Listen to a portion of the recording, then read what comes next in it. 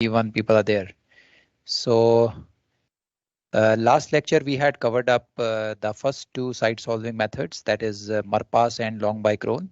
So today we will be proceeding ahead. We will be doing the remaining side solving methods, that is Intercept, Ex meridian and Polaris. And along with it a couple of small concepts. So that's the plan for today. So if you are ready, shall we go ahead?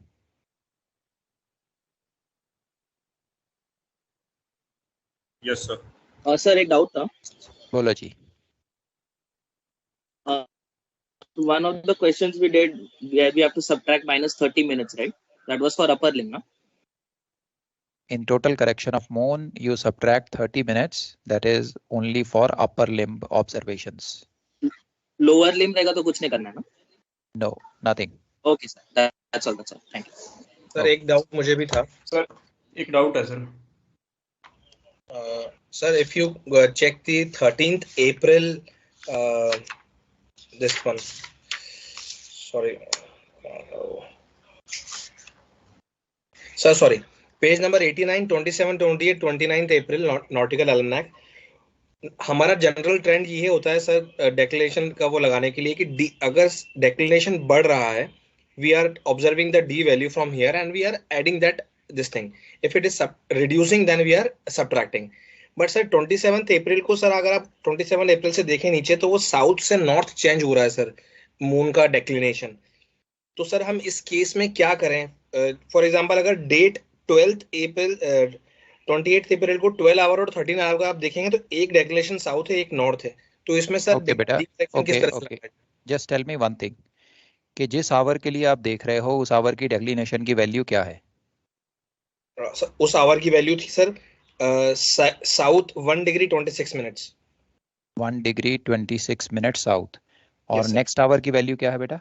Sir उससे कम है 13.5 minutes.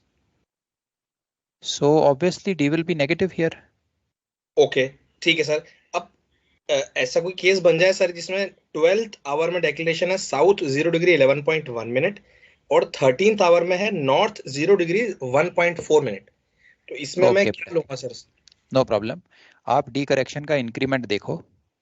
Okay और आप ये जो increment लगाओगे, this increment will be as per the direction. If you are going from south to north, then this D correction has to be north. Okay, means we'll add it. No. If the declination remains south, you will be subtracting it, and if the declination is north, you will be adding it.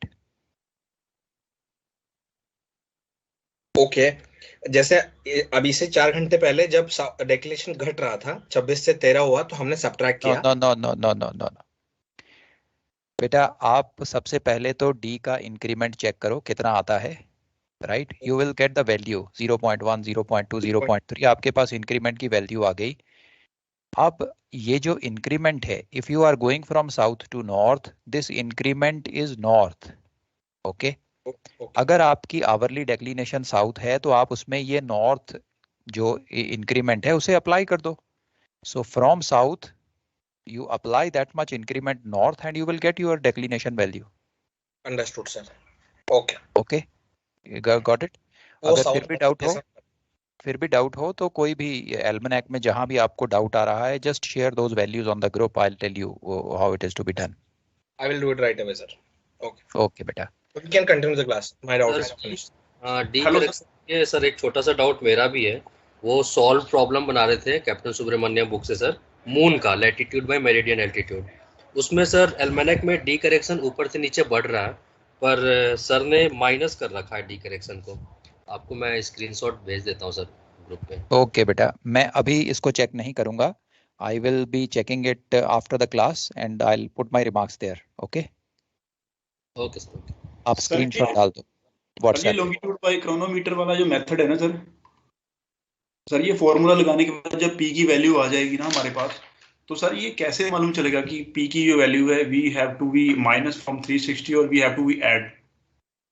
बेटा आपने approx एलएचए निकाला है सवाल में? Sir अगर question में नहीं दिया रहेगा एलएचए अप्रॉक्स तो सर वो कैसे मालूम चलेगा उसको ऐड करना है या सबट्रैक्ट करना है? क्वेश्चन में तो एलएचए अप्रॉक्स नहीं दिया होगा, पर आप निकालोगे ना. आपके पास डीआर लॉन्जिट्यूड है, आपके पास जीएचए है, तो आप अप्रॉक्स एलएचए निकाल लोगे. सर अगर लॉन्गिट्यूड नहीं दिया है सपोज किसी क्वेश्चन में देन एग्जैक्टली, तो वो क्वेश्चन दिखा दो बेटा। उसमें कुछ इंडिकेशन रहेगा sir, east of the meridian, west of the meridian? Okay, I will tell you. अगर ऐसा कोई सवाल है जिसमें आपको डीआर लॉन्जिट्यूड नहीं दिया गया है, तो ऐसे केस में क्वेश्चन में जरूर ये इंडिकेशन होगा कि बॉडी आपके ईस्ट में है या वेस्ट में है। अगर बॉडी आपके ईस्ट में है, then P will be equal to 360 minus LHA, और अगर बॉडी आपके वेस्ट में है, P will be equal to LHA। Okay sir, thank you. Okay, east west indication जरूर होगा ऐसे केस में। Okay sir, thank you. Okay, great. चलें बेटा सर आगे। जो someone more question. Next meridian के साथ हाँ बोलो बेटा, one by one. sir, if true altitude is 0 degree, what will be the direction of the azimuth? I mean, how to identify the direction? से अगेन बेटा, से again. Sir, if the sextant altitude is showing the 0 degree like that, so what will be the direction of azimuth? How we can find it? So that we can give the direction to true altitude. So, You are saying if the true altitude of a body is 0 degrees, what will be the azimuth of the body, right? yes, sir. Beta, azimuth has got nothing to do with the altitude. They are totally different from each other. No, sir. Altitude. After that, I mean, if section meridian altitude is 0 degree, something like that, and after that we're getting that true altitude, right, sir? And sign of true altitude will be same as azimuth. So in that case, what will be the direction of azimuth, so that we can give the sign convention to true altitude, as you said before. Beta, you have a question with you, or this is hypothetical? You have a question in which the doubt is coming? No question, sir. Just I'm asking. Okay, no question is there. Okay, you are asking the true altitude of a body is 0 degrees. Yes, sir. True altitude is 0 degrees, right? Yes, sir. And what else? Any more information? And what is your doubt regarding that? What will be the azimuth of the body? Yes, sir. What will be the direction of azimuth? Okay, if the true altitude is 0, then what all information is given, beta? DR latitude is given in the question? Yes, sir. DR lat is given. DR lat is north. Okay, DR lat is north. Okay, if the DR latitude is north, the true altitude of the body is 0. I would recommend, beta, for this particular question, you use the rational horizon diagram. Okay. Okay. That's why it is confusing, sir. Okay. So Yes. we can't use the lat. I will be covering the rational horizon diagram also. So make a rational horizon diagram, put the bodies and the observer there, and you will come to know. Okay. Yes. Yes. Okay. We will do rational horizon diagram after we cover up the plotting, sites and plotting. Then I'll do it with you in detail. Sir, in one question, in the lat meridian altitude, number 4, it is only giving that DR longitude. There is no DR lat, sir. So how will you find what will be the direction of the true altitude? Can you share it on the WhatsApp group, beta? I will have a look and I'll reply on the WhatsApp group itself. Yes, sir. I will share. Okay, please do that. So I'll have a look after the class and I'll reply there. Okay. Okay. Okay, beta. Great. So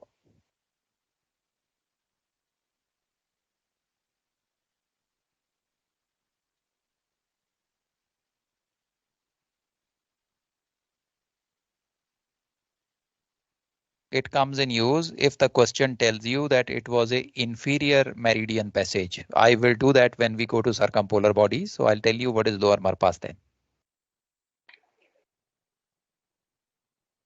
Okay. और बोलो बेटा, और doubts? Okay, great. So अब चलते हैं बेटा आज की टॉपिक पे, प्रेजेंटेशन पे. I'm first covering up the methods with you. Let us first cover up the intercept, then X meridian and Polaris. फिर उसके बाद बीच में जो छोटे टॉपिक हैं वो कवर अप करते हैं. So I'm setting up the presentation. Let's go.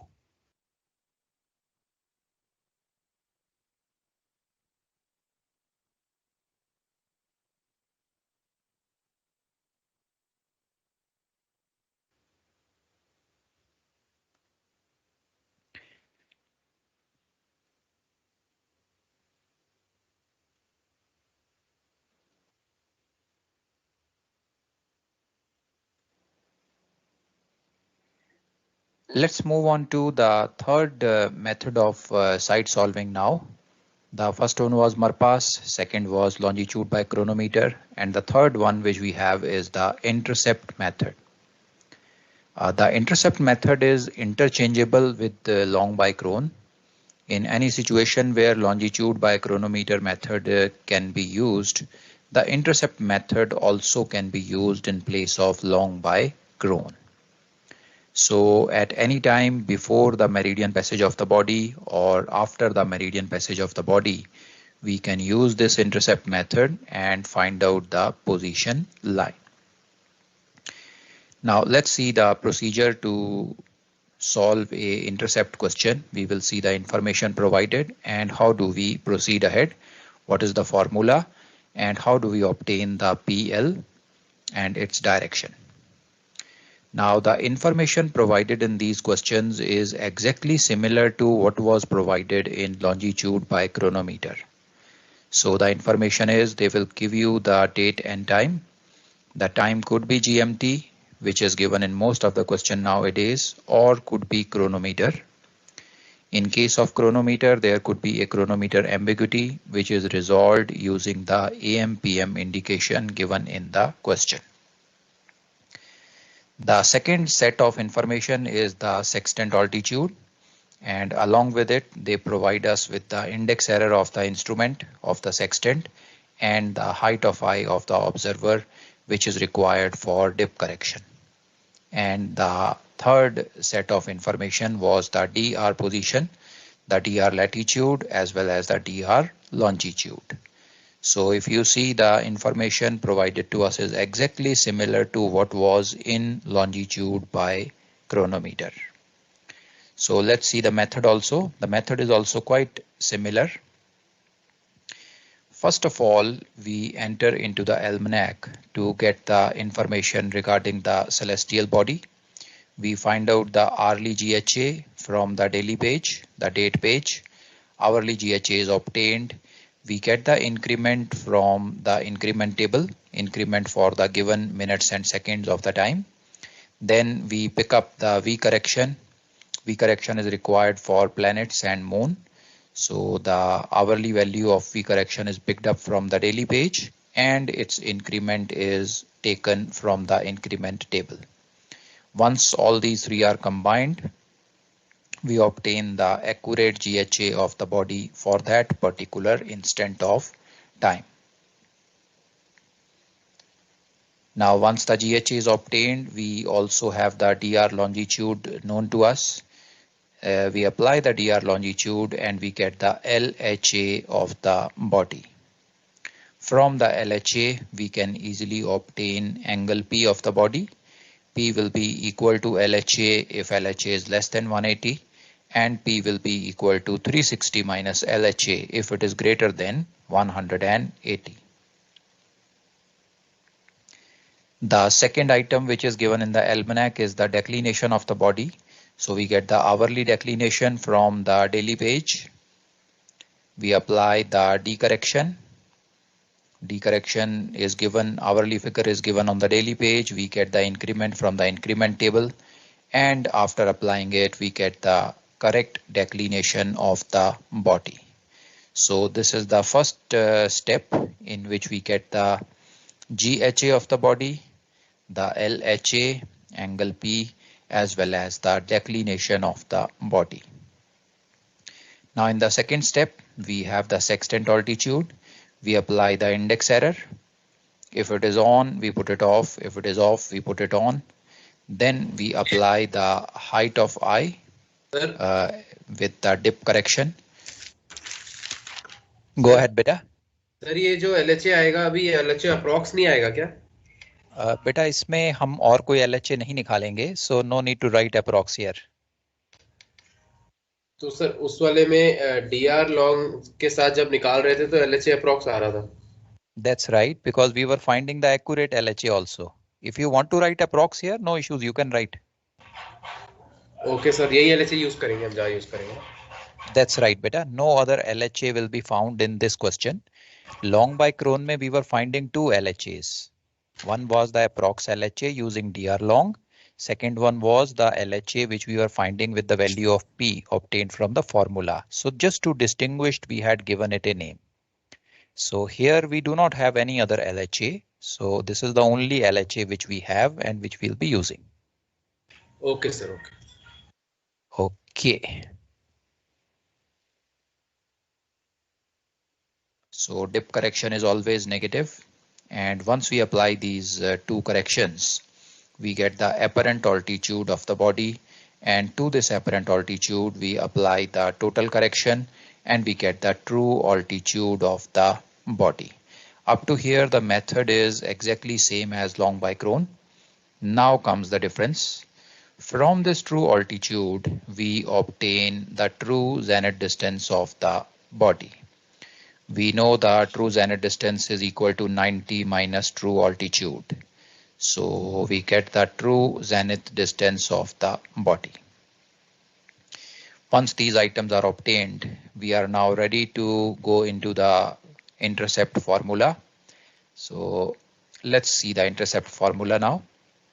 The intercept formula says cos of CZD,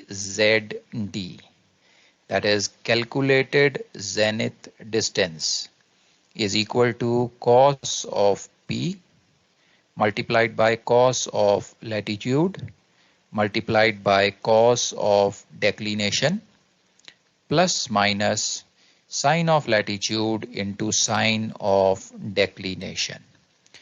Let me explain to you these terms one by one. The first term here is calculated zenith distance.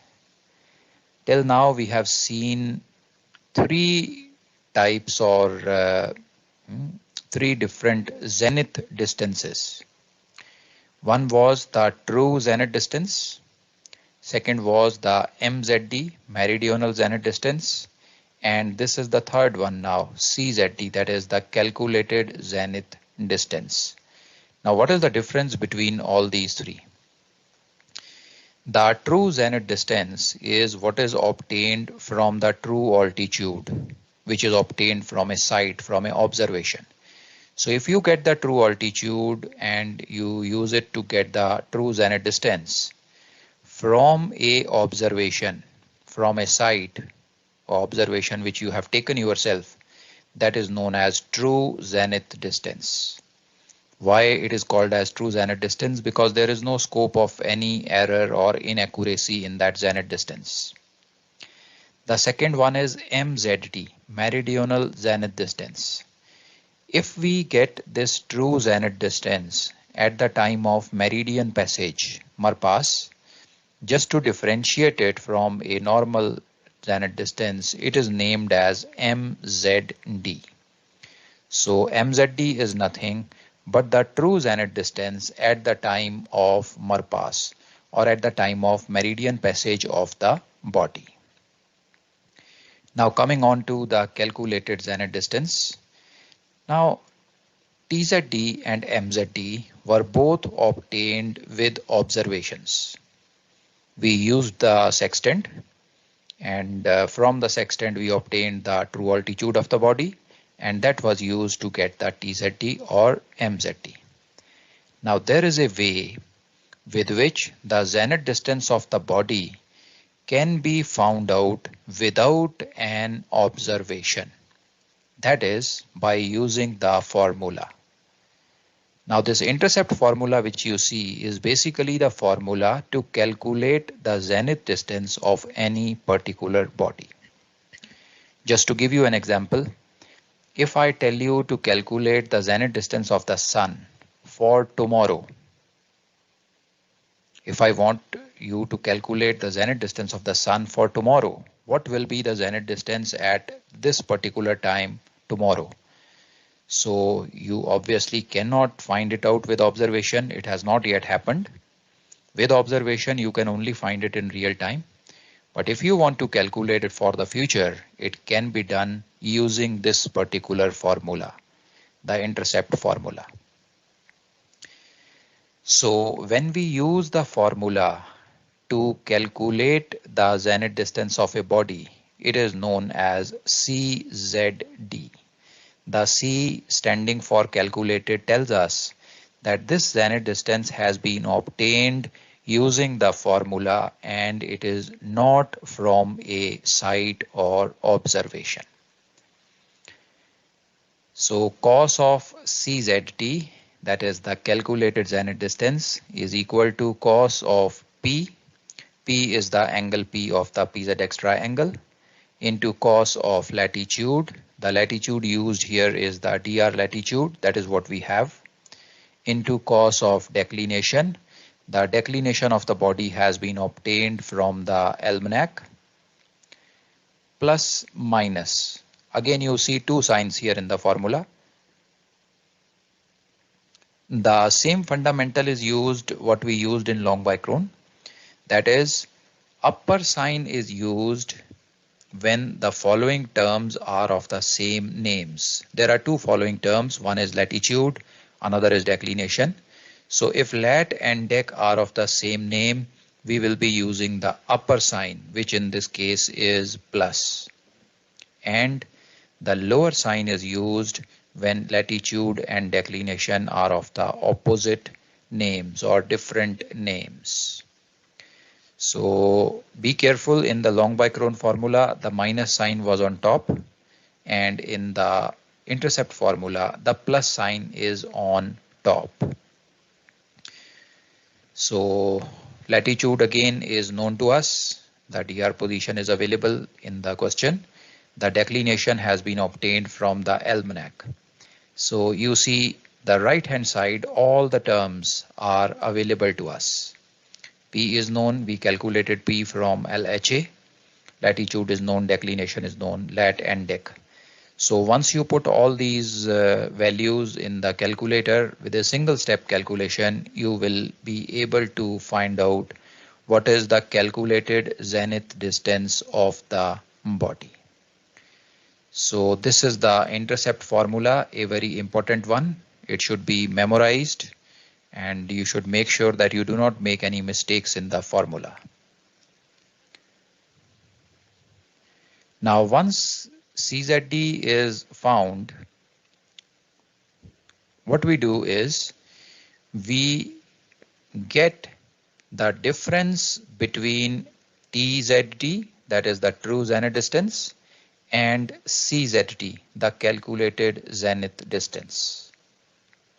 We find out what is the difference between these two, and this difference is what we call as the intercept.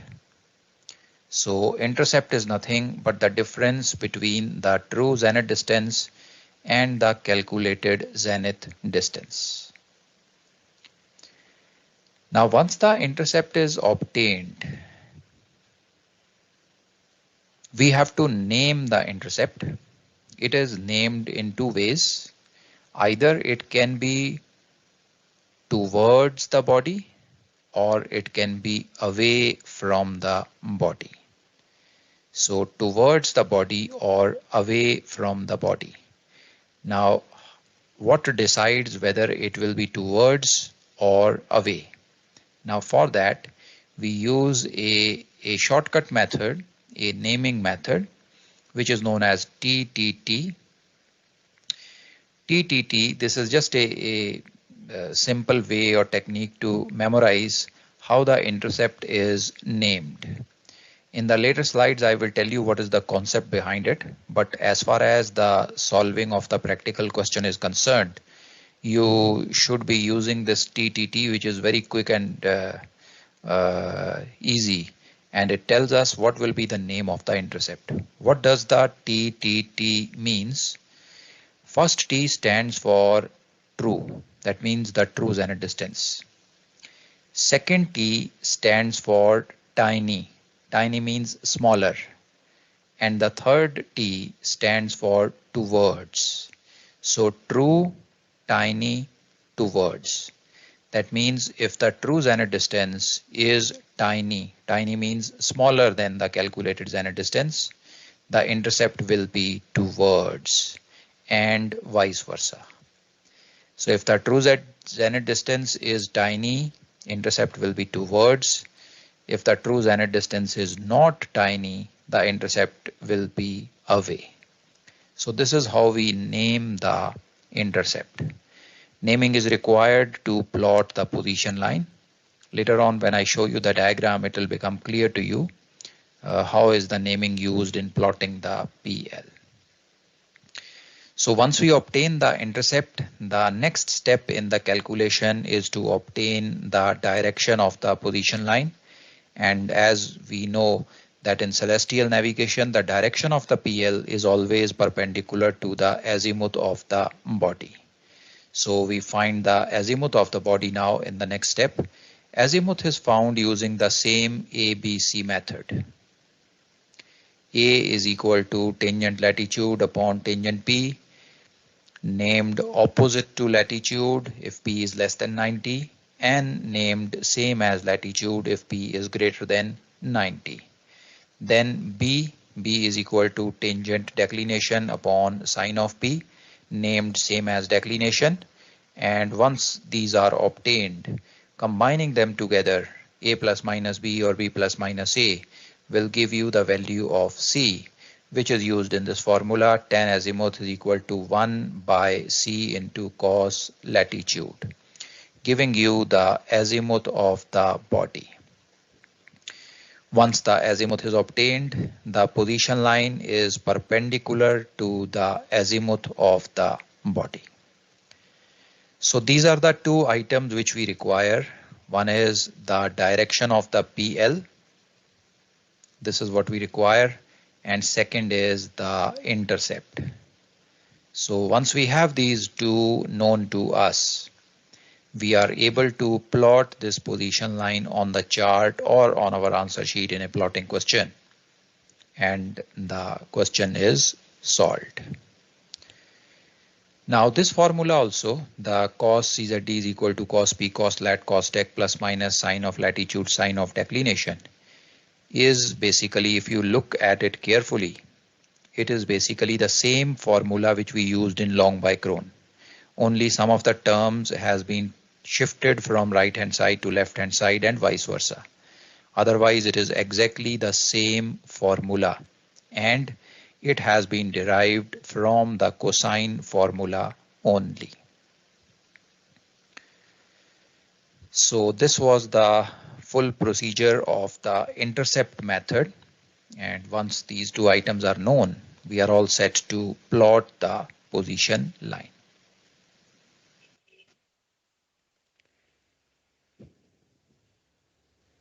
So beta, you have the complete method in front of you now, right from beginning to end. Have a good look. Let me know any doubts coming at any step.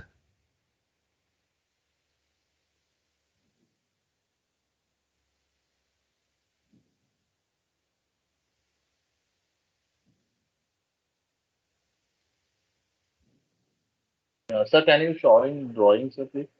PL and azimuth. Okay, how the PL is to be plotted. Okay, I'll show that beta. Yes, thank you.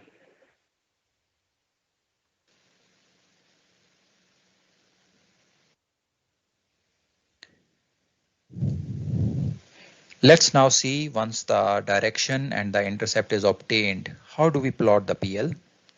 We use the DR position as our reference. So we have the DR latitude, which is plotted in the diagram now.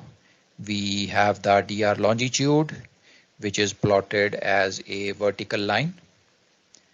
So this is our reference position, the DR position. Now at this position, we mark the azimuth of the body. Let's assume the body is somewhere here. The azimuth will be the direction in which the body is. So the red color line represents the azimuth of the body. Now we have the intercept.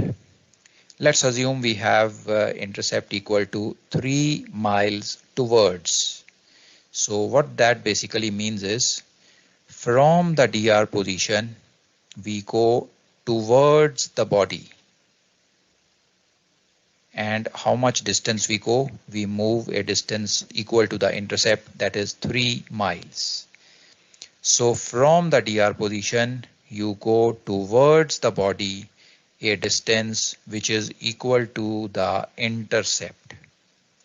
So once you cover that much distance going towards the body, the point where you reach is the point from where the PL will be passing. This point is known as intercept terminal point, or ITP. Now this is the point from where the PL position line will be passing, and the direction of the PL, as always, will be perpendicular to the azimuth of the body. So this is the ITP, the intercept terminal point, and we have the PL also plotted on the diagram now.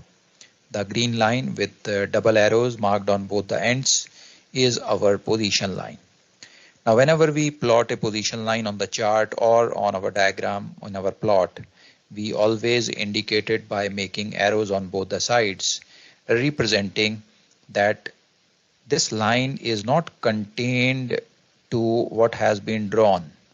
This can be extended to both the sides. It can be extended to both the sides, and the vessel's position may lie anywhere on this line segment extended.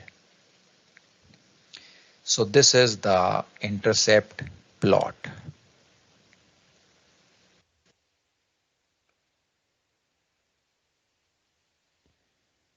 So clear, beta? Sir, in exam, we need to show this diagram, sir. Yes, beta, if you get an intercept question, you should make the diagram also.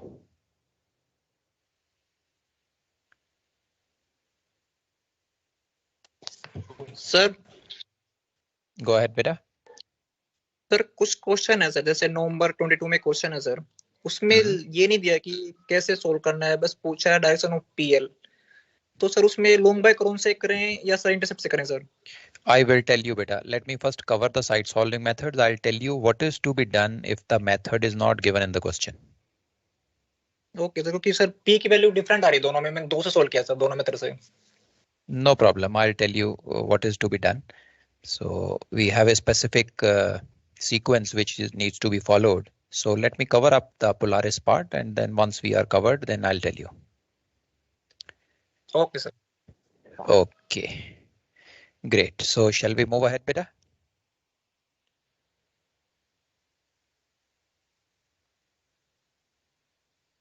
Okay, let's go.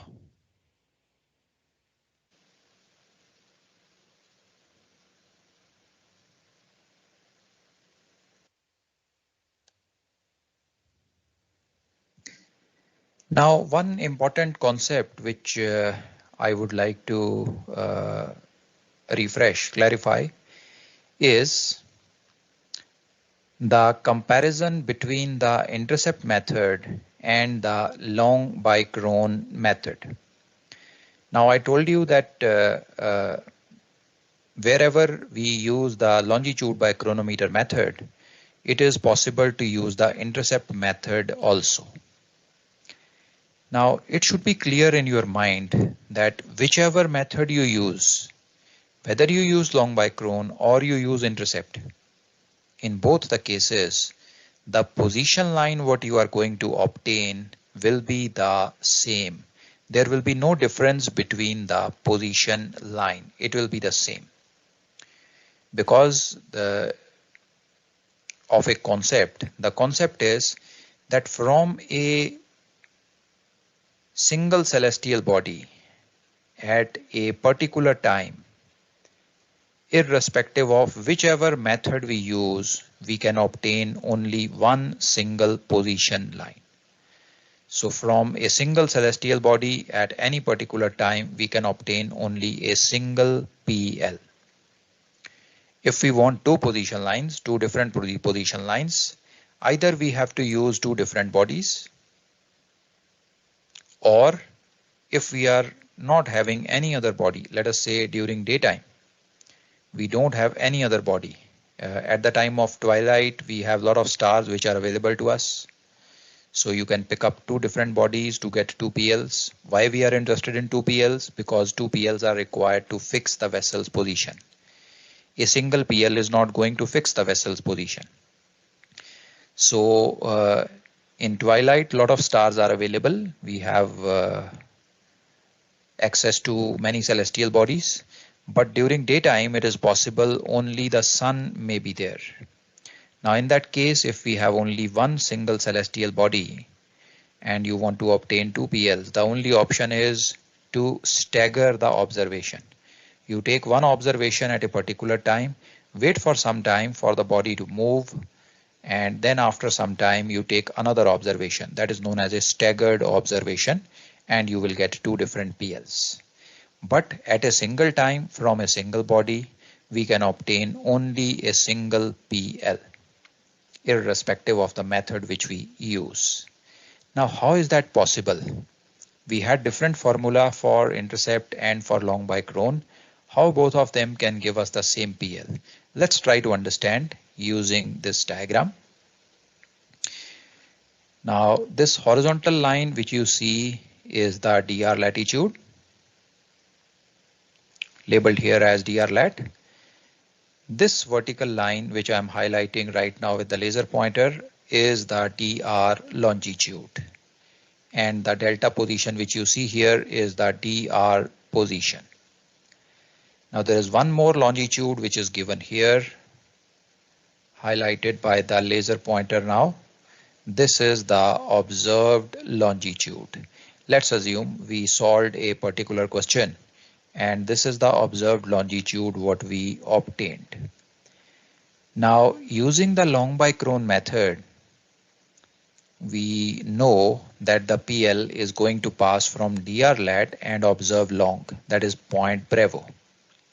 So we draw the azimuth of the body. This is the azimuth of the body, and perpendicular to the azimuth, the solid black line with arrows on both the sides, you have the position line.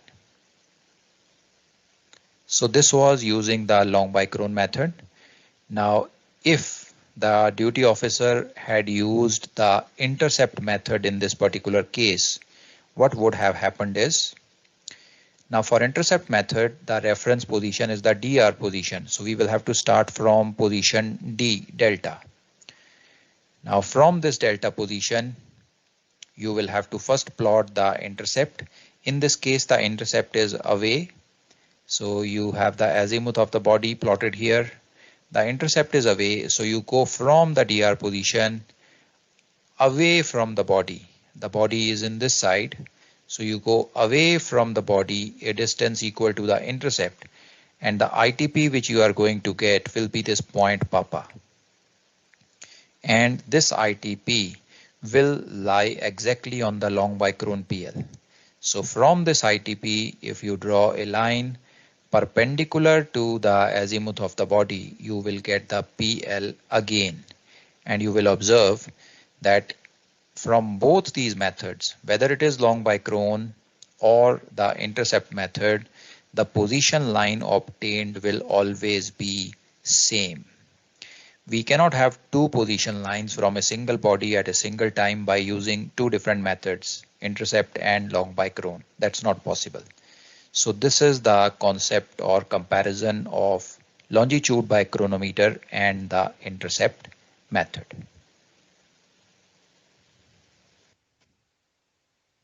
Sir, but the azimuth which we get by long by Cron will be different from intercept, na sir? No beta, the azimuth will come same. No, sir, वो जो long by Cron में जो intercept निकालते हैं, वो जो P की value होती है, वो P after वो observe long से आती है अपनी. No issues beta. The observed long and the DR long are not going to be that much different that their trigonometric ratios differ. So when you take sine theta, cos theta or tan theta, wherever you are using it, you will get the same answers. Okay, sir.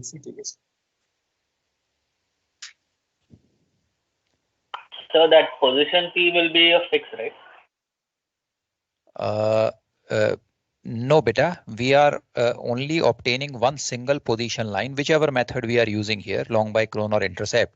For a fix, we need 2 PLs. So for finding the fix, we need to have another PL, and wherever they intersect, that would be the fix. Okay. If there was one more body and another long by Cron, then that P would have been a fix. Okay. Right, beta, that's right.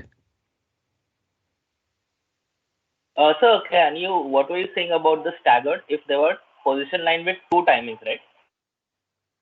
I was saying, beta, if two bodies are available, then you can take the two sides and plot them and you will get a fix immediately.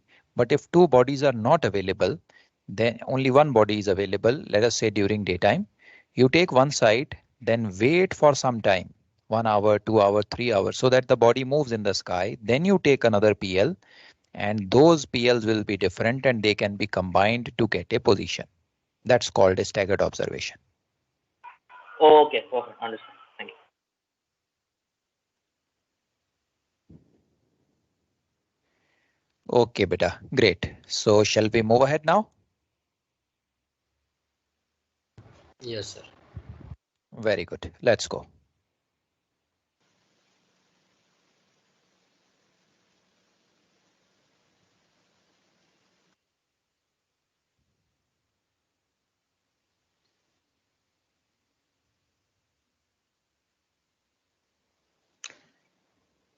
Let's move on to our next method now, which is X meridian.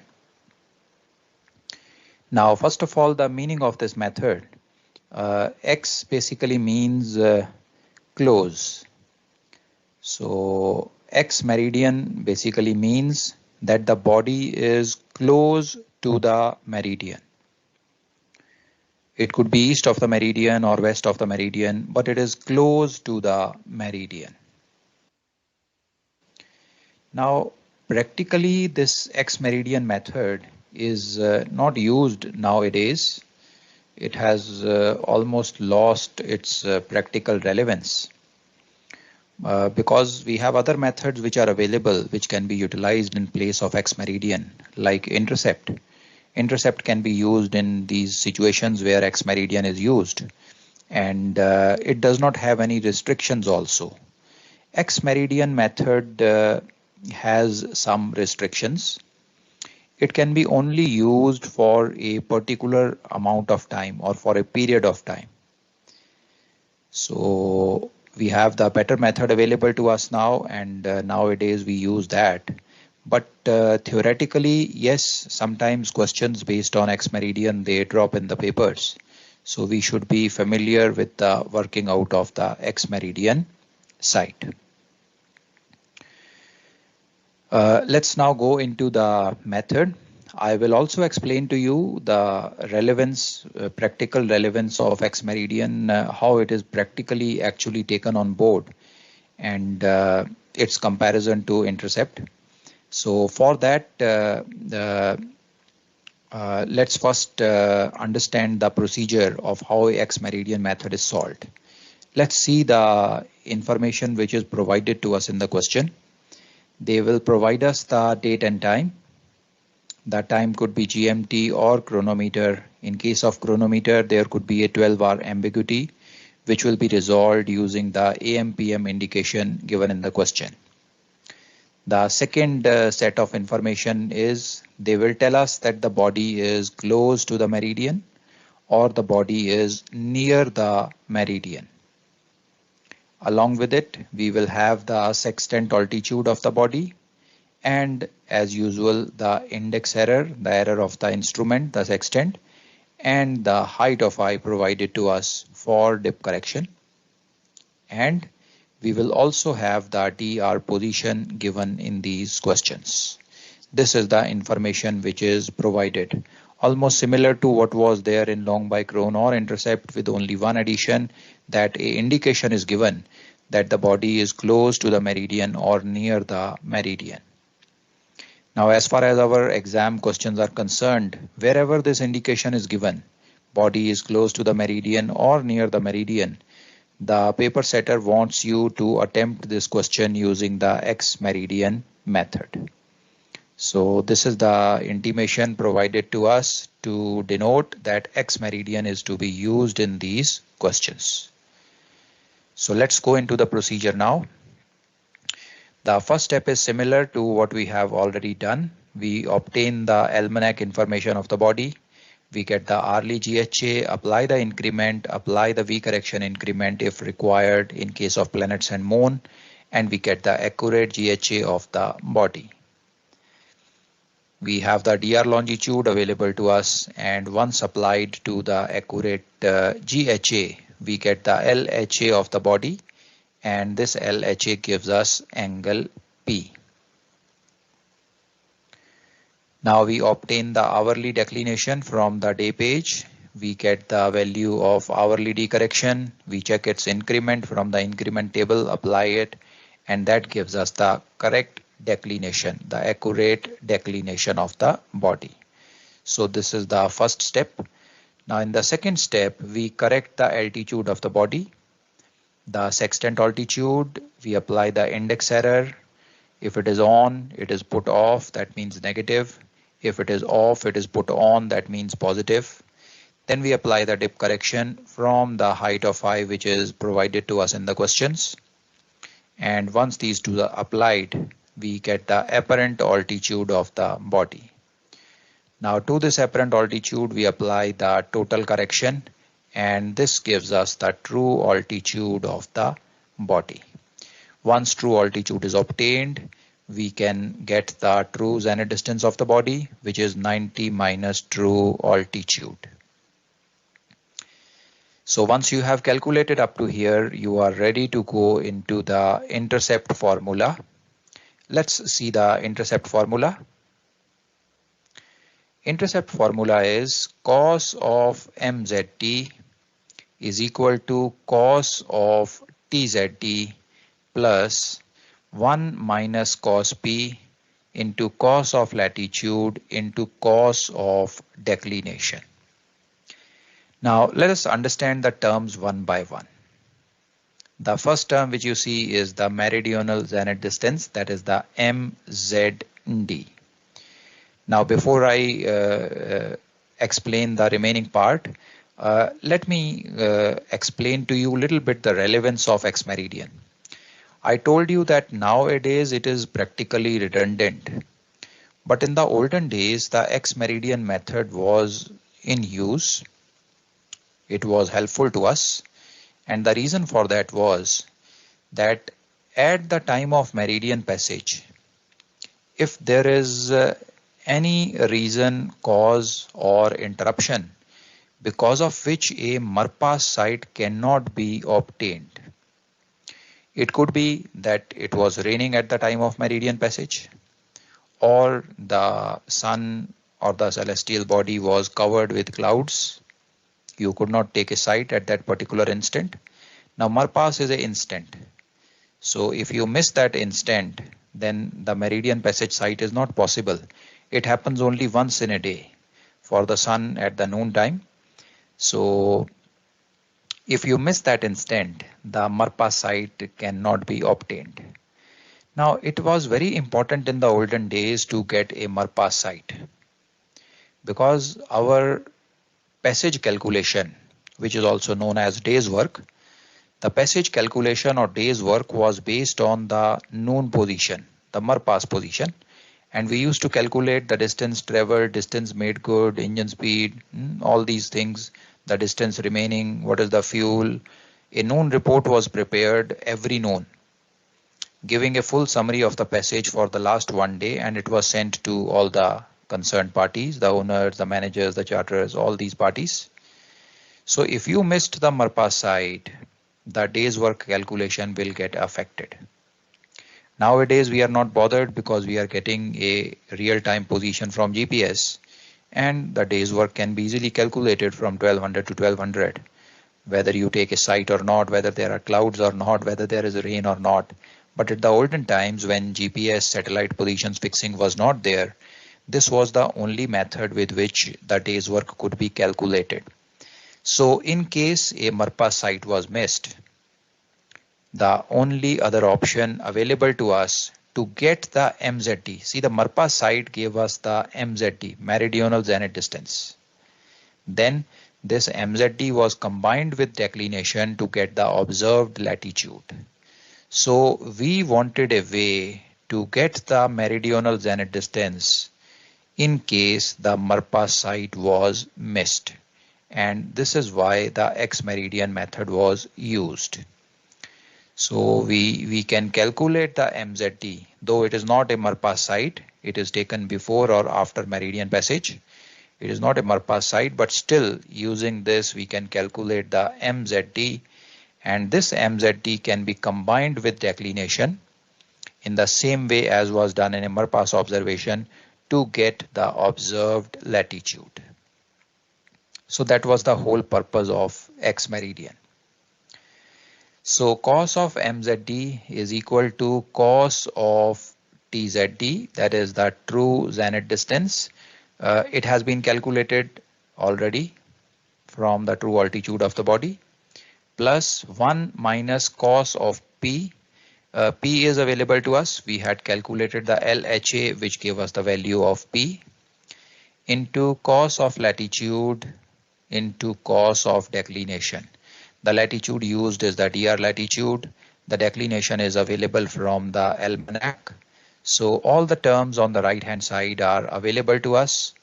We put them in the formula. Using the scientific calculator with a single step calculation, we can obtain the MZD. So this is again a very important formula, not to be forgotten. Make sure that you apply this formula correctly. Now once you get the MZD, you can combine the MZD and the declination exactly in the same way as we did in a Marpas observation, latitude by meridian altitude observation. And once you combine them, we obtain the observed latitude. So exactly in the same way as we had the observed latitude, we get the observed latitude. Now the combining was by giving a name to the MZD. We had done a shortcut method. You first give name to the true altitude. The name to true altitude is the same as the azimuth of the body in whichever direction the body is. North of the observer or south of the observer, the same name is given to true altitude, and opposite to that is given to TZD as well as MZD. So once the MZD name is there, you have the declination name given in the almanac. Same names you combine. Opposite names you subtract the smaller one from the bigger one and retain the name of the bigger one. It gives you the observed latitude. Now up to here this was similar to the Marpas observation, but after this there is a difference. The difference is, number one, the observed latitude which we got in a Marpas observation was also the fixed latitude. The observer has to be somewhere on that latitude only. But in this case, the observed latitude is not the fixed latitude. Why not? Because in this case, the azimuth of the body is not exactly north or south. The azimuth is close to north or south, but not exactly north or south. Because the body is not on our meridian, the body is close to the meridian. If the body was on the meridian, azimuth will be north or south and the direction of the PL will be exactly east-west. Anywhere on that PL you will be on the same latitude. But in this case, the body being not on the meridian, azimuth will not be exactly north-south. Similarly, the PL also will not be running exactly east-west. It will have some different direction. And that is why, depending upon where you are on the PL, the latitude is going to change. I will show you with the diagram also in the next slide. But to remember, the observed latitude, what we get in the X meridian method, is not our fixed latitude. Then how do we use it to obtain the position line of the observer? So for position line, we have to calculate the azimuth of the body. The azimuth as usual will give us the direction of the position line and we will plot that PL on the chart. So for azimuth we use the ABC method. A is equal to tangent latitude upon tan P. B is equal to tangent declination upon sine of P. We combine both of them to obtain the value of C, and then we use it in the tan azimuth 1 by C into cos lat formula to get the azimuth of the body. Once the azimuth is obtained, we know that the position line is perpendicular to the azimuth of the body. So we have obtained the azimuth and we have obtained the observed latitude. These are the two data items which are required to plot the position line. Once these two are known, we can plot this PL on the chart or in our plot.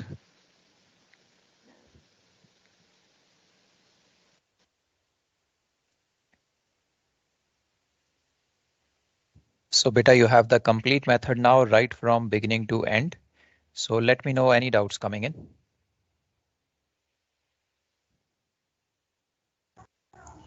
Sir, you said observed latitude is not a fixed latitude, no? So how will fix the position to get the this azimuth? Beta, this latitude will tell us how to draw a PL. I'll show you how the PL is drawn, and we have to combine that PL with another position line to get our fix. Sir इसमें correction लगता है ना? नहीं बेटा, जो correction लगता था, that correction was or reduction basically, that was when we were using X meridian tables. With this method, with calculator, there is no correction. Okay, sir.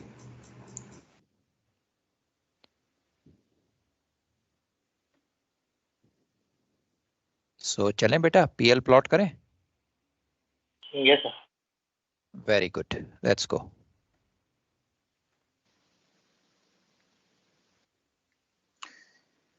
Let's see the X meridian plot in the diagram. Now, the reference position where the X meridian PL is plotted or drawn or passes through is the DR longitude and the observed latitude. So this is the reference position, observed latitude, which we calculated from the Marpas formula, the X meridian formula, and the DR longitude. This is the position from where the PL is going to pass. Now, after plotting these two, we plot the azimuth of the body. The body is close to the meridian, so let's assume our celestial body is here. The direction in which the body is represents the azimuth of the body, and perpendicular to the azimuth is going to be our PL. So the green color line with arrows on both the sides represents the position line or the LOP. Now you can see that the observer or the vessel can be anywhere on this PL, and if it is at any point on this PL, it is possible that the fixed latitude may be different from the observed latitude. Observed latitude just gives you a reference position from where the PL is passing. It does not give you the fixed latitude in this case. So depending upon where you are on this PL, which we will find out when we have a second PL, wherever the second PL crosses it, that will be our fix. So depending upon at which point you are on this PL, the latitude is going to differ from the observed lat. So this is the X meridian plot.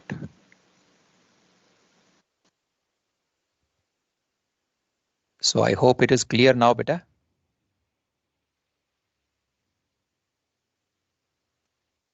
Sir एक observe sir हमने x meridian से PL निकाला, observe जो हमारा calculate हुआ वो निकाला. For example अगर ये मैंने 11 बजे लिया सुबह या 11:30 बजे लिया, अगर मैं 4 बजे दूसरा कुछ लेता हूँ, 4 बजे मैं फॉर एग्जांपल कुछ भी और लेता हूँ, उसके अंदर मेरा ऑब्जर्व लैट अलग आएगा, राइट? क्योंकि this lat can not be the other lat, right? Because ये लैट इतना एक्यूरेट नहीं है, ऊपर नीचे हो सकता है उसके प्लॉट में. तो बेटा आपने जो 1600 पे जो साइट ली है उसके लिए अलग बॉडी को यूज किया ना, और उसको भी एक्स मेरिडियन से ही सॉल्व किया? नहीं नहीं, उसको तो अलग से किया है, नहीं तो फिर सेम लैटिट्यूड आ जाएगा ना सर, सेम गलत लैटिट्यूड आ जाएगा. No, if you solve it with some other method, then whatever method you use, we will plot the PL as per that method. Let us say you use long by Cron, we will plot the PL as per long by Cron, and we will transfer this PL to 1600 wherever they intersect will be the fix. Okay. हम same diagram में sir दोनों को नहीं दिखाते कि हमने 12 बजे वाला ये भी दिखाया वो भी दिखाया, तो उस डायग्राम में ऑब्जेक्ट ऊपर नीचे आएगा ना? You can show it in the same diagram if the positions are not too far away. Okay. If you are doing it on the chart, certainly both the PLs will be on the same chart. Sir ये lead bye मरपस में भी same ही बनाते थे ना, observe light और D R long को लेके. हाँ बेटा, ओनली डिफरेंस इज उसमें एजिमुथ नहीं होता था और उसमें जो पीएल है वो ऑब्जर्व लैट के साथ मैच कर जाती थी. That is the only difference. Okay, got it sir, got it.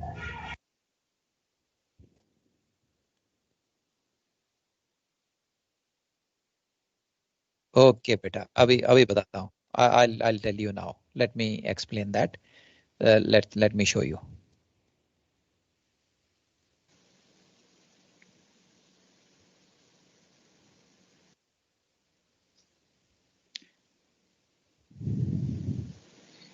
Now, one important thing not required right now in these X meridian questions, but the concept should be clear in your mind.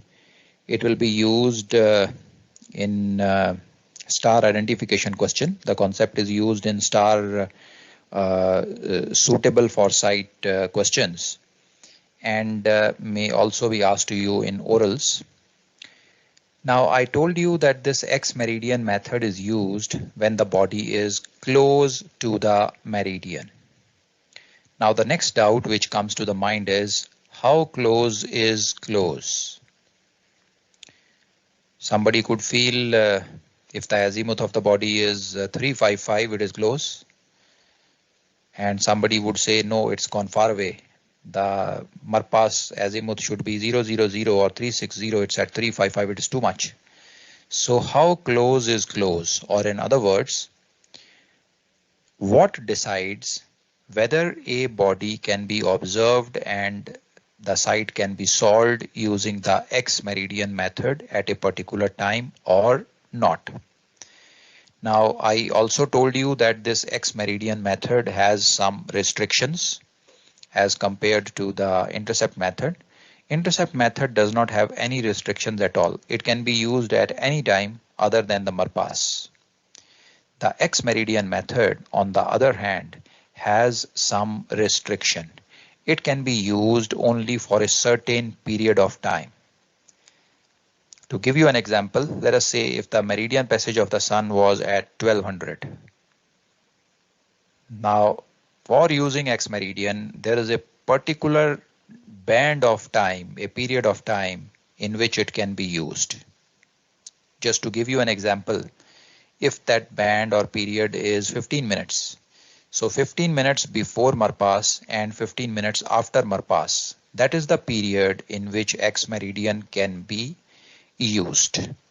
If the body has gone outside that period, the time has moved outside that period, the X meridian method cannot be used in that case. What should be used in that case? The choice is intercept method. So if the body has gone out of this limit, then we can use the intercept method. Now, how to find the X meridian limit? For finding the X meridian limit, we have the X meridian tables. They are there in the Norris tables. Let me show the tables to you. You can see the X meridian table 1 on the slide now. There are total 4 X meridian tables: table 1, table 2, table 3, and table 4. In the olden days, when we did not have the calculators, then all these 4 tables were used to work out a X meridian site. But nowadays, the calculations are done with scientific calculators. So we do not require table number 2 and 3. Their purpose is solved using a calculator, but we require table number 1 and table number 4 to obtain the X meridian limit. So let us see now, how do we obtain the X meridian limit for a particular body? Now, if you see in this X meridian table number 1, you can see on the horizontal axis we have the declination. This is the declination of the celestial body whose site is being taken. And on the vertical axis, you have the latitude. This is the latitude of the observer. So this table is entered using the latitude of the observer and the declination of the body. Now let's assume that the declination was 40 degrees. Latitude was 10 degrees. So 10 degrees latitude and 40 degrees declination. The table gives us a value of 2.96. This is also known as factor A. You can see it here. It is mentioned as factor A. So we have obtained the factor A from X meridian table 1. In this particular example, we have taken 40 degree declination and 10 degrees latitude, and it comes to be 2.96. After obtaining this factor A, we enter into table number 4.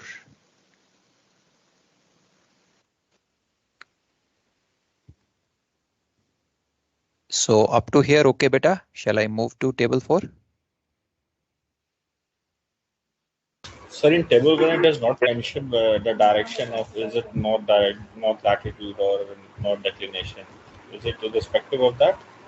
Okay, beta. If you look at the table carefully on top, you will see this table which I am showing you. It says latitude and declination, same name. So when both are same names, you use this particular page. And when they are of opposite name, there is a separate page which is given in the table. Okay, sir. Okay. So let me. We need to use this table. Beta, not in a normal question, but if in any question they ask you to determine the X meridian limit, then you need to use this table. Later on, I'll show you one question which comes on star suitable for site. There we will be using it and we will be calculating the limit.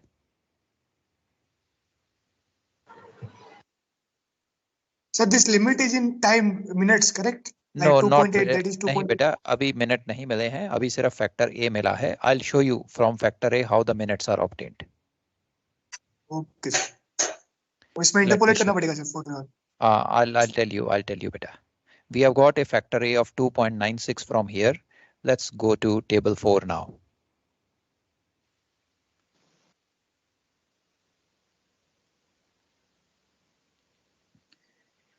You see the table number 4 on the slide now. This is X meridian table 4. So in this table 4, we enter with the factor A, which we got from X meridian table 1. So you can see this table gives the limits for using the X meridian tables. The limit is in minutes of time before or after meridian passage. So you can see the factor A mentioned in this column, starting with 30, 25, 20, 15, so on, and going up to 0.7 in the last column. And with this factor, you have the maximum interval given in minutes of time.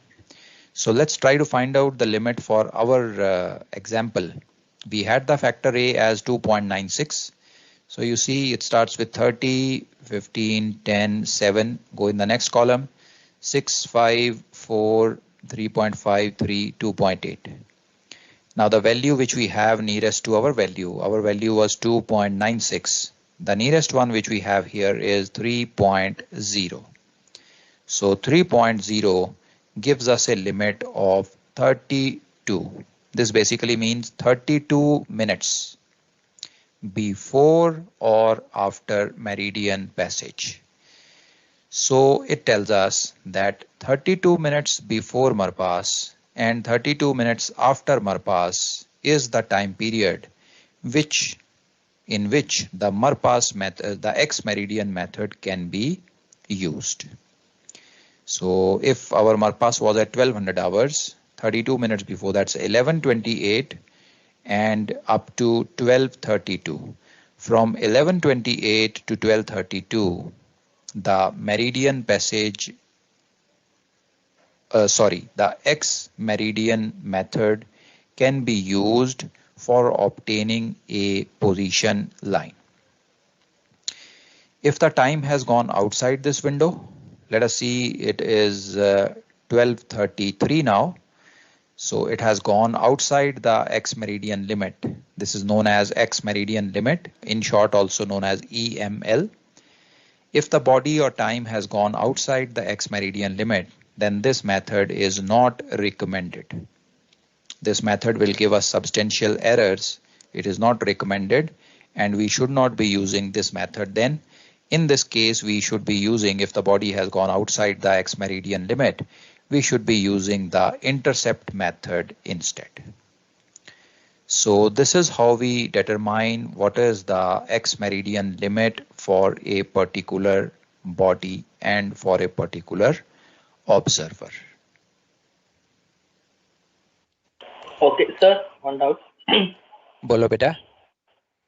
So like what Sumit had said, like when no method is mentioned, and like what you said now, that after X meridian has passed, it has to be solved by intercept. So if Right, no beta. method is mentioned, we have to go for intercept. Right, that's right. So Okay, ये 32 minutes क्या था sir, range था ना ये? Yes, beta, this is the Yes, X meridian limit. Means 32 minutes before Marpas and 32 minutes after Marpas, the X meridian method can be used. आप example क्या लिया था सर आपने टाइम का? 12 o'clock. Yeah, if you take 12 o'clock as your meridian passage time, then 32 minutes before that and 32 minutes after that will be the window in which X meridian can be worked out. Okay, sir, got it. Sir एक छोटा सा doubt है, I am sure कि आपको पहले बताया होगा. तो हम बेसिकली इंटरसेप्ट कभी भी यूज कर सकते हैं, लॉन्ग बैकग्राउंड कभी भी यूज कर सकते हैं, एक्स मेरिडियन हमारे पास टाइम रेस्ट्रेंट है, और सर हम लैटिट्यूड बाय मेरिडियन भी कभी भी यूज कर सकते हैं, राइट सर? ओके, थोड़ी इसमें एडिटिंग है बेटा. Latitude by meridian altitude can be used only when the body is on your meridian, only at the time of mer pass. It will happen once in a day for a normal body. Noon time के आसपास उसका भी okay sir, उसको तो हम थोड़ा late भी, मतलब उसकी भी कोई लिमिट हो सकती है सर कि हम एग्जैक्टली हमारे ऊपर होगा तब तो हम कर नहीं पाएंगे, तो वो थोड़ा आगे पीछे ही होगा ना उस टाइम पे सन? नहीं बेटा, it has to be exactly on your meridian. Means body की बियरिंग एग्जैक्टली नॉर्थ या साउथ जब आएगी तभी आप मरपास साइड ले सकते हो. Okay, not at any other time. So that's why when we calculate the Marpas time, we have to come like 10 at least 10 minutes before and put the sextant and wait for the Marpas time to come the sun on the meridian, right? Right beta, right, you are right, exactly right. कौन करता भाई calculate? अरे भाई sir ये table में एक बार मैंने तो बताना किया कैसे यार, देखना है. मैं लेट जाता हूँ भाई. हाँ बेटा बताओ, और क्या डाउट है? Sir, can you please tell sir again how to see that this table, sir? बेटा टेबल 4 या table 1? Table 4, sir. After finding value from table 1, then coming to table 4. बड़ा सिंपल है बेटा. टेबल 4, जो वैल्यू आपको table 1 से मिली थी उस वैल्यू को फैक्टर ए के नीचे आप आइडेंटिफाई करो, and wherever you go in front of that value you will get the limit. जैसे हमारी वैल्यू आई थी 2.96, the closest figure to it is 3.0 and 3.0 gives us a limit of 32 minutes. Okay, sir. Sir, it means we can use long by clone and intercept method at any time, right? Except lat okay. by. I'll tell you better. I'll tell you. Listen carefully.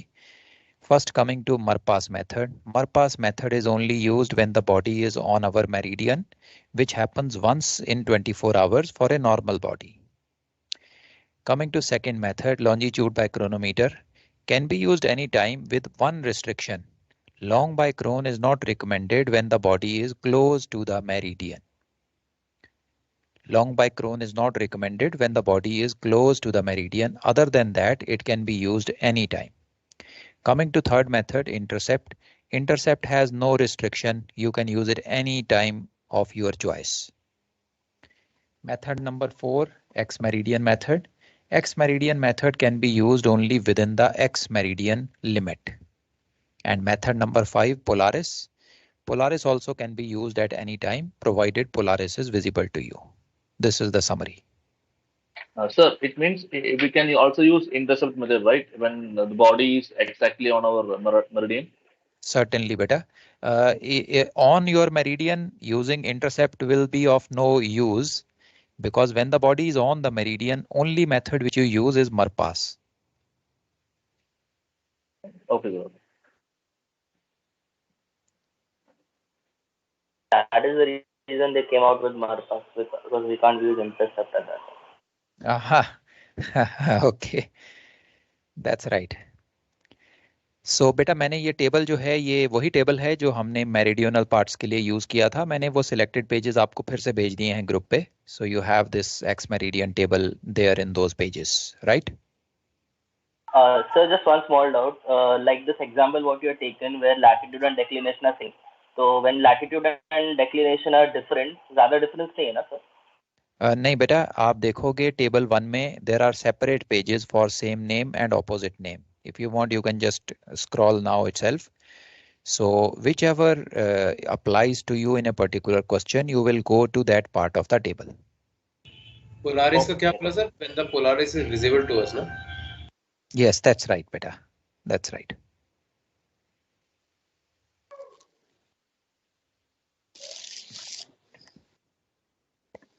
Sir बोलो बेटा. Sir हम जब on board site बनाते हैं तो morning site जो बनाते हैं वो mostly sir long by chron की बनाते हैं सर. सर कुछ एक्यूरेसी में सर कुछ एक्यूरेसी पॉइंट ऑफ व्यू से कुछ डिफरेंस है लॉन्ग बाय क्रोन और इंटरसेप्ट में सर? नहीं बेटा, when we are using calculator, there is not much of a difference in accuracy for long by cron as well as intercept. Both are equally accurate. भाई side book चल रही है क्या अभी जहाज पे? चल रही है यार, चलानी पड़ रही है हमको तो. नो मोर. हाँ भाई बंद हो गया जो करवाते हैं. ऑडिटर पूछता है यार, ऑडिटर आ गए. सायर वाले पूछते हैं यार, सायर वाले चेक करते हैं यार. अरे यार प्रैक्टिकल सुब्रमण्यम की किताब की प्रैक्टिकल लैब का वो एक सॉल्यूशन डाल के और पोजीशन अपने जहाज के लिख के हो गया. सर एक चीज, सर एक डाउट है. बोलो बेटा. सर इस जो आपने ये जो एक्स मेरिडियन टेबल 1 और बेटा your mic is muted, please unmute and speak again. Sir मैं कह रहा हूँ कि जो हमें एक्स मेरिडियन की टेबल्स होती हैं नोरिस टेबल में, उसमें कुछ एरियाज होते हैं जहां पर फैक्टर की वैल्यू नहीं दी हुई है. Right, you have a blank. Yeah, it's a blank like a yes sir. Right, beta. That blank strike basically tells you that if you fall in that region, then X meridian will not be possible. Okay. You will have to use intercept in that case. Understood, sir. Okay. So eventually वो let out आने वाली थी कभी ना कभी. Right, beta, right. So if you don't get value of factor A, you have to use intercept. So what is the maximum? So you are going to answer this question. You said at the end of the explanation. What is the maximum limit, sir, for X meridian? EML? Okay. Just have a look at the table and tell me which is the maximum value. 71 minutes. Exactly, beta. That is the time maximum limit, 71 minutes for X meridian. Now it is possible that you may have a later addition of Norris table. I think in that the limit is extended up to 76 minutes. So 76 minutes is the maximum time where X meridian can be used, no more than that. So then that is total 152 minutes before and after meridian passage, right? No, beta, this 71 minutes is before and after. So if you make the total window, yes, it will be 142 minutes. Okay, sir, correct. So this is plus and minus 71 minutes from our pass. Okay. So that means it keeps on changing then. It will, beta, as the declination changes, as the latitude changes, the limit is also going to change. Okay, thank you. So this is same for all celestial bodies? Or? That's right, beta. This is applicable for all celestial bodies. Okay. So this intercept and X meridian, what we did today, it's same for all the bodies now. Exactly, beta. Same for all the bodies, irrespective of which body it is, you can use this. Okay.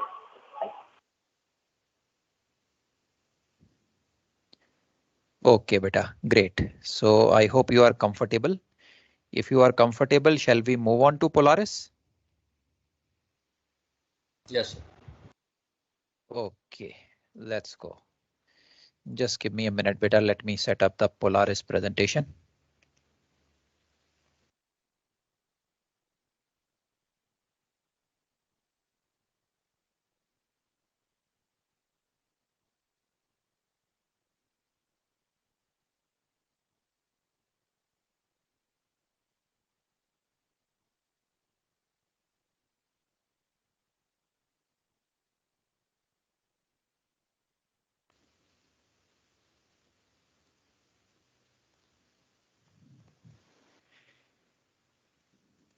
So beta, मैं अभी पहले Polaris, before we go into the method, I am just going to explain you the concept of Polaris a little bit.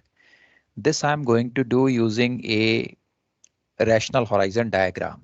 I have not yet covered rational horizon diagram with you. So even if you don't understand this, it is perfectly fine. I will be taking up rational horizon later on in detail. So if any doubts are there, they will be sorted out that time. But let us first just go through the concept behind the Polaris observation.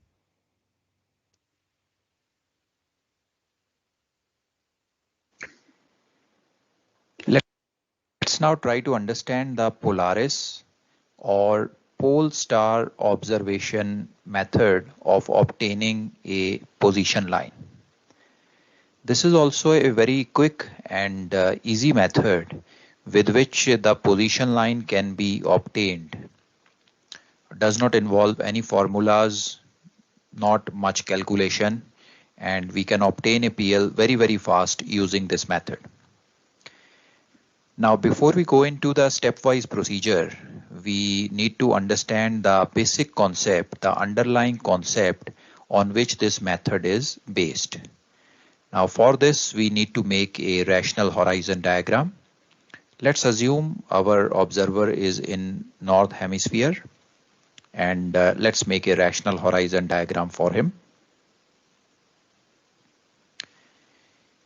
You can see the rational horizon diagram made on the right side of the screen. At the center of this diagram, we have the zenith of the observer, the point directly overhead represented by alphabet Z. And on the circumference, we have the points N, E, S, W representing the rational horizon of the observer. Our observer is in North Hemisphere in this case. Now, when the observer is in North Hemisphere, the equator will be south of the observer. Similarly, on the celestial sphere, the equinoctial is going to be south of the zenith of the observer. Equator is projected onto the celestial sphere as equinoctial. Observer's position is projected to the celestial sphere as the zenith. So let's show the equinoctial in our diagram. The equinoctial in the rational horizon diagram always passes from east and west points. So let's draw the equinoctial. You have the equinoctial in the diagram now passing from east and west point, and it is passing south of the zenith. Our observer is in North Hemisphere, that's why the equinoctial is passing south of the zenith. The point where the equinoctial crosses the observer's meridian is represented by Q. So you can see the Q point marked in the rational horizon diagram now. Now, since Q represents the equator on the celestial sphere, Z represents the position of the observer on the celestial sphere. This arc of the meridian between Z and Q, the arc ZQ, represents the latitude of the observer. So ZQ being the latitude of the observer. Now let us show the pole in this diagram. The pole is 90 degrees away from the equinoctial. So from point Q, I go 90 degrees away, and somewhere here we will have the north pole visible to the observer. The observer is in north hemisphere, so the pole which will be visible to him will be the north celestial pole. The south celestial pole is going to be below his horizon. South celestial pole will be 90 degrees south of the equinoctial or the Q point, and it will be below the horizon of the observer. So we have the pole shown in the diagram now. Let's mark the pole with point P. Now with the pole visible in our diagram, let's now concentrate our attention to arc NP. N represents the north point of the observer's horizon. N point is on the rational horizon, and P point represents the celestial pole, north celestial pole. This arc N to P is basically the altitude of the pole, or it is also known as the elevation of the pole. You see, N point is on the horizon, P is the celestial pole. So N to P marks the arc of the vertical circle contained between the pole and the horizon. This is the definition of altitude. So NP is the altitude of the pole, also called as the elevation of the pole.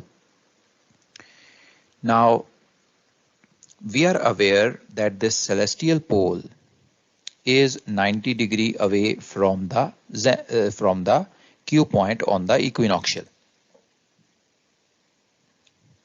We are also aware that the N point, which is on the horizon, is 90 degrees away from the zenith of the observer. So now you see point P is 90 degrees away from the equinoctial, that is Q. Point N is 90 degrees away from the zenith. So the difference between Z and Q will be the same as the difference between N and P. Or in other words, the arc ZQ will be equal to the arc NP. So with this, we come to know that this NP will be equal to the latitude of the observer.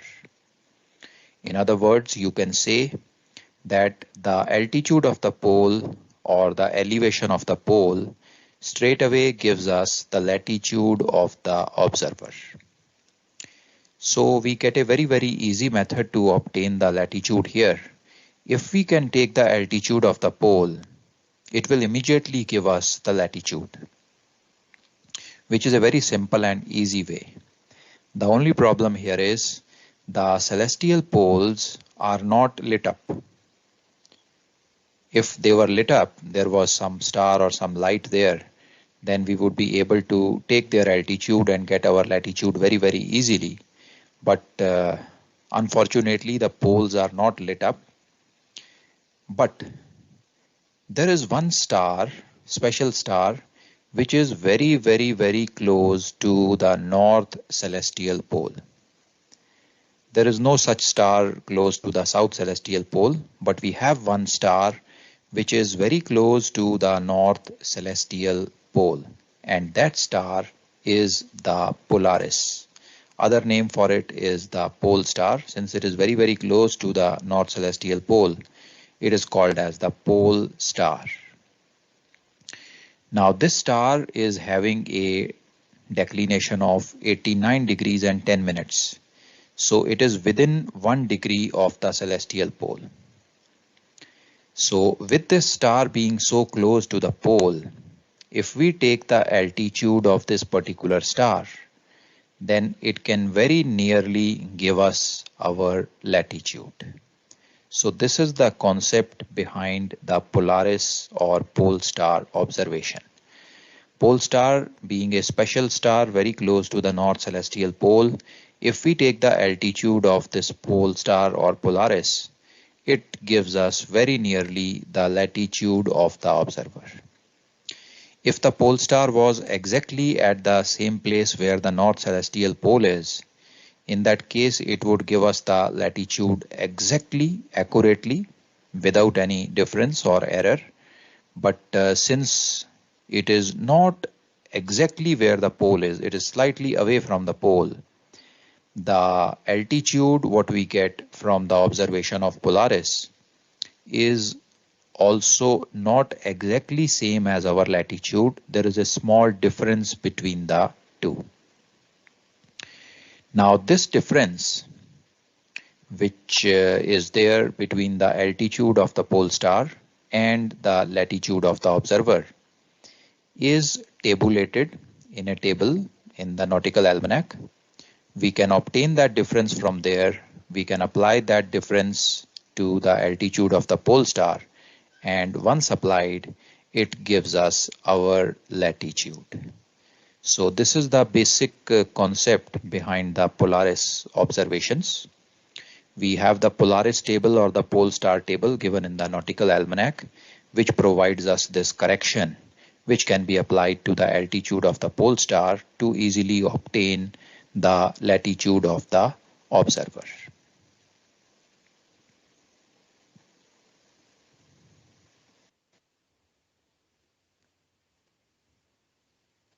So beta, I hope you have understood something. Even if it is not fully clear, it's perfectly fine.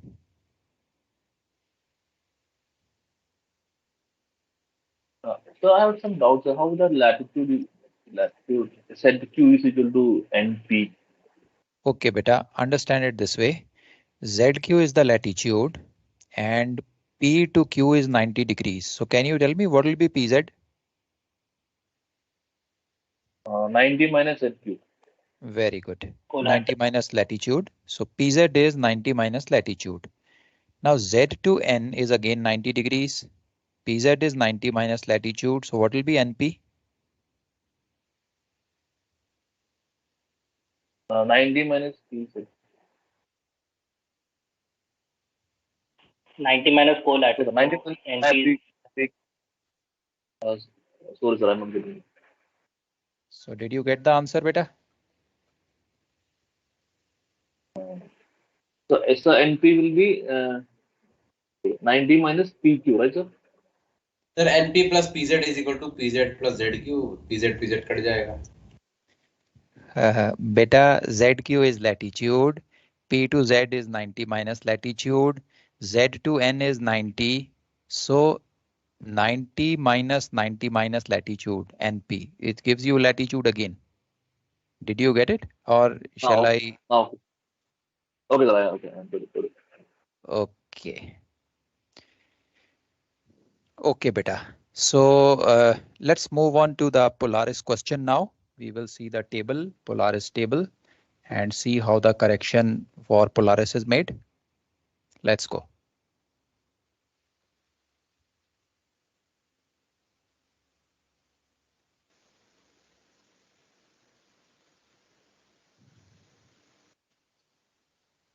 Now this correction which we apply to the altitude of the pole star or altitude of Polaris to obtain our observed latitude is available in the almanac. We have a Polaris pole star table. You can see the Polaris pole star table in the 1992 almanac on the screen now. It's given on page number 274. Now, if you look carefully in the table, you will see that the table is entered with LHA Aries. Every column represents a range of 10 degrees. 0 to 9 degrees is the range in the first column, then 10 to 19, 20 to 29, 30 to 39, 40 to 49, and so on. There are total 36 columns representing 360 degrees of LHA Aries. So for entering in the table, we have to first find out the LHA of Aries. The time of observation is given to us in the question. Using that time, we obtain the GHA of Aries from the almanac. The longitude is given to us in the question. Using the longitude, we obtain the LHA. Now, once the LHA is obtained, we can enter into the respective column as per LHA and get the corrections. The top part of the table gives us the A0 correction. Then the second part gives us the A1 correction. The third part of the table gives us the A2 correction. And the bottommost part gives us the azimuth of the pole star.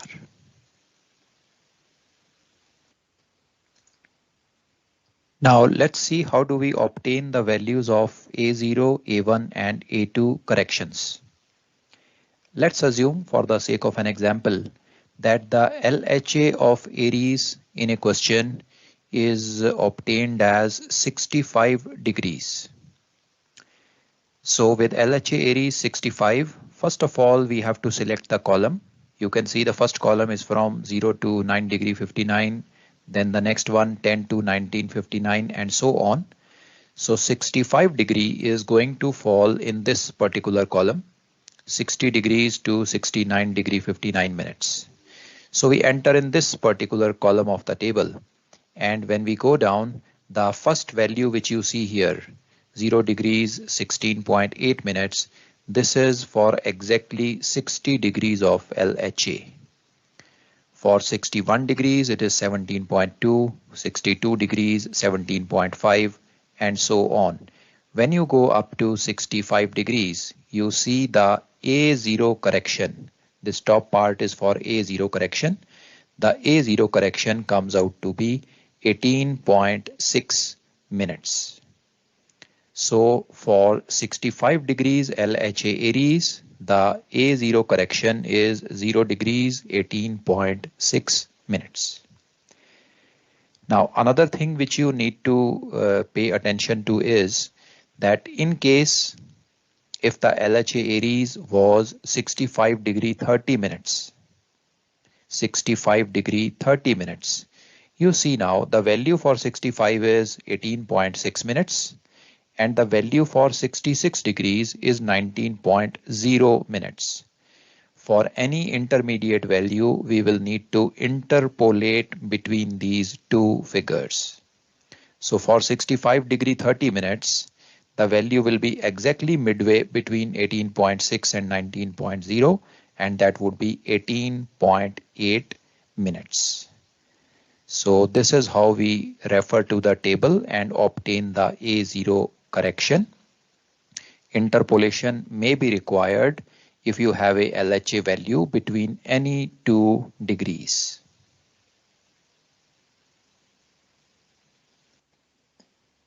Now moving on to the A1 correction. For obtaining the A1 correction, we continue in the same column which we entered using LHA Aries. So we had taken an example of 65 degrees LHA Aries. For A1 correction, you continue in the same column. And when you come to the second part of the table, you see the A1 correction listed here. This A1 correction is given against the latitude of the observer. So the DR latitude of the observer is given to us in these questions. In case in some question the DR latitude is not given, then in that case the altitude of Polaris can also be considered or taken as the DR latitude. So we enter with the latitude, and against the latitude closest to our DR lat, we pick up the A1 correction value here. The latitudes are given as 0, 10, 20, 30, 40, 45, 50 and so on. You can pick up the nearest value, which is the nearest value to your DR latitude. And if you have a look at the A1 correction also, there is no interpolation which is required in this part of the table. You can straight away pick up the A1 correction against your nearest latitude and it can be used.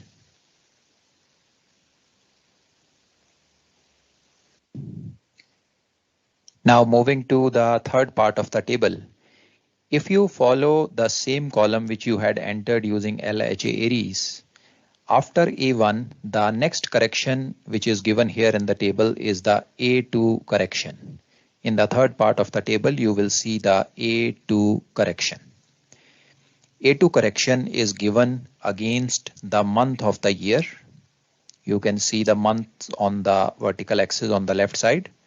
So depending upon in which month the site was taken, the observation was taken, you can go into that row and pick up the A2 value from the third part of the table.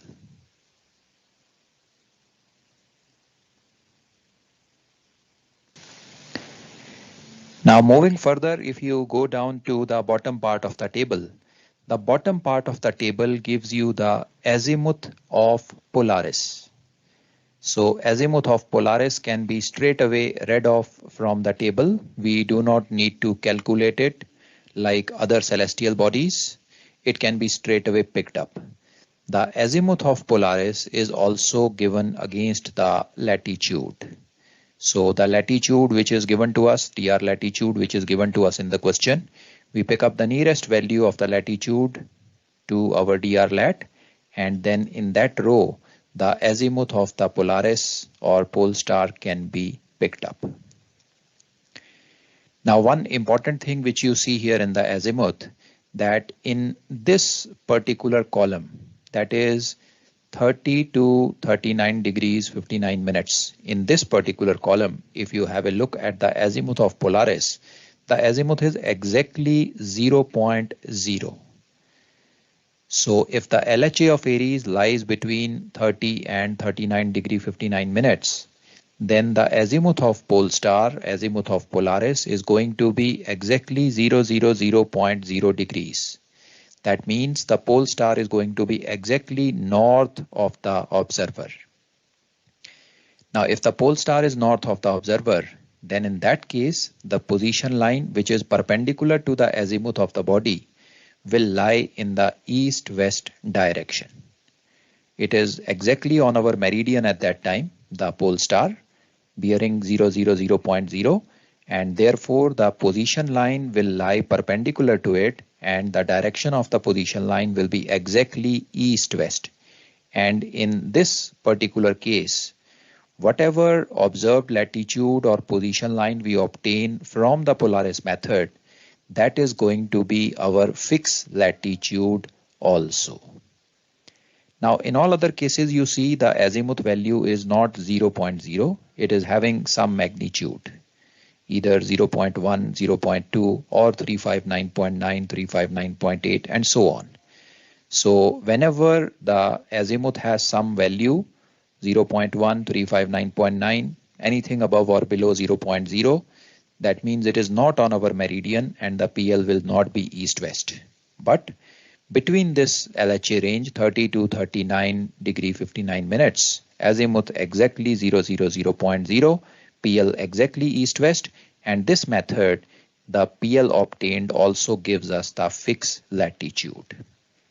If you go further in the table, you will see the azimuth becomes 0.0 again in a LHA Aries range of 210 to 219 degree 59 minutes.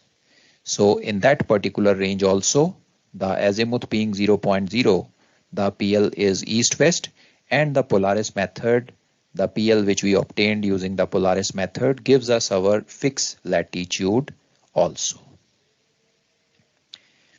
Now once you have obtained these three corrections, the A0 correction from the top part, A1 correction from the middle part, A2 correction from the third part of the table, you can use them in this formula which is given here. The formula says latitude, this is basically the observed latitude, is equal to apparent altitude corrected for refraction. Apparent altitude corrected for refraction becomes the true altitude of Polaris. Polaris or pole star is a star and the only correction which we apply to the apparent altitude is the refraction correction. It does not have any semi-diameter, it does not have any parallax. So once you correct the apparent altitude for refraction, it becomes the true altitude. So true altitude of Polaris -1 degree plus A0 plus A1 plus A2 gives you the observed latitude. This observed latitude helps us to plot the position line. I will tell you the complete calculation in detail now in the coming slide. But this observed latitude, what we obtain, gives us the point or the position from where the PL passes.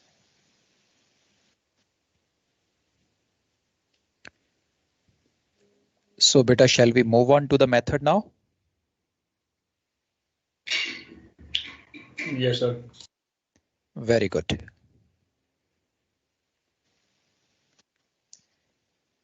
Now, having understood the table, we can now obtain the values of A0, A1, A2 from the table. Let us now see how do we solve a Polaris site. First of all, let's see the information which is given to us in these questions. The information provided is the date and time of observation in GMT or the chronometer time. If chronometer time is provided, AM PM indication is given to us, and we use that to resolve the chronometer ambiguity. Second information which is given is the sextant altitude of Polaris, the index error of the sextant, and the height of eye required for dip correction. Along with this, the DR position of the ship is also given. Now the first step which we follow is we find out the GHA value, GHA Aries value from the almanac. We get the hourly GHA from the daily page. We apply or add the minute and second increment from the increment table and get the GHA of Aries, accurate GHA. To this we apply the DR longitude. DR longitude is given to us in the question, and we get the value of LHA Aries. Now, next step, we apply the corrections to the sextant altitude of Polaris. Index error is applied. If it is off, we put it on, means plus, and if it is on, we put it off, means minus. The height of eye gives us the dip correction, and dip correction is always negative. Once we apply the index error and the dip correction, we get the apparent altitude of Polaris. To this apparent altitude, we apply the total correction, and that gives us the true altitude of Polaris. Once true altitude is obtained, we get the correction A0, correction A1, and correction A2 from the Polaris tables. And all these corrections are positive corrections. So to the true altitude, all these three corrections are added, and we subtract 1 degree from the total to get the observed latitude. You can see the formula also coming up. Observed latitude is equal to true altitude plus A0 plus A1 plus A2 minus 1 degree. Now to plot the PL along with the observed latitude, we also need the azimuth of Polaris. The azimuth is found using the bottom part of the table, bottom part of the Polaris table. Azimuth is picked up from there. And once we have the azimuth and the observed latitude, we can now plot the pole star position line. The position line is perpendicular to the azimuth as always in celestial navigation. So once the azimuth is known to us, the PL is plotted perpendicular to it. Sir, this azimuth will be with respect to observed lat or DR lat? It will be with respect to observed lat. We will be plotting the observed lat only. We will not plot the DR lat. But the value will be also with respect to observed lat, sir, correct, no? Beta, the difference between DR lat and observed lat is so less that it does not make any change in the azimuth of the body. Okay, sir. ये observe latitude exact latitude है ना sir observer का? नहीं बेटा, ये fix latitude नहीं है. This also just gives us a position from where the PL passes. I'll show you the diagram. But ये जो सर सारे एरर लगा के हमने अभी इसका एरर पोलारिस के एरर्स लगा के जो हमने फाइंड आउट किया सर, वो लैटिट्यूड होना नहीं चाहिए सर एग्जैक्ट? नहीं बेटा नहीं, because PL is not east west बेटा. ये लैटिट्यूड ने सिर्फ हमें एक रेफरेंस पोजीशन दी है. The actual latitude may differ. But sir ये जो NP is equal to ZQ था सर, तो हमने NP फाइंड आउट किया ना सर अभी. बेटा आपने उसे फाइंड आउट किया है basis your DR position, correct? Yes sir. आपकी एक्चुअल पोजीशन DR से जितनी दूर होगी उतना आपके लैटिट्यूड में फर्क आ जाएगा बेटा. जी सर. Okay sir. ओके. हाँ, I'll show you the diagram just now. Sir, one doubt, sir. बोलो बेटा. Sir, what latitude below equator can we see Polaris? Okay. Basically, beta, for all practical purposes, it can be seen only in the northern hemisphere. Right? Yes, sir. But if you go very deep into it, see its declination is 89 degrees and 10 minutes. So maximum possible in southern hemisphere will be 0 degree 50 minutes south, no more than that. Not more than that. Okay. Okay. But that is theoretical for theoretical understanding. Practically, when the Polaris, when you are at equator, Polaris is going to be close to the horizon, and it will be very difficult for you to take a observation. Correct. Okay, let me show you the diagram now, how we plot the Polaris PL. Sir, where will we get this total correction of Polaris? Beta, Polaris is a star, so the total correction will be from the stars table. Okay, okay. Okay, great. Let's go and see the diagram now.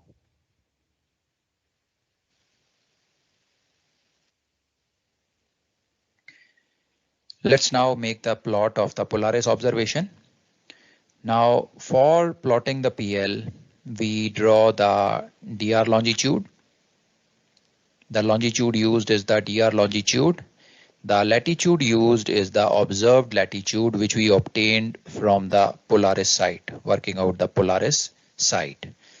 So observed latitude obtained from the Polaris site and the DR longitude gives us a reference position from where the PL will be passing.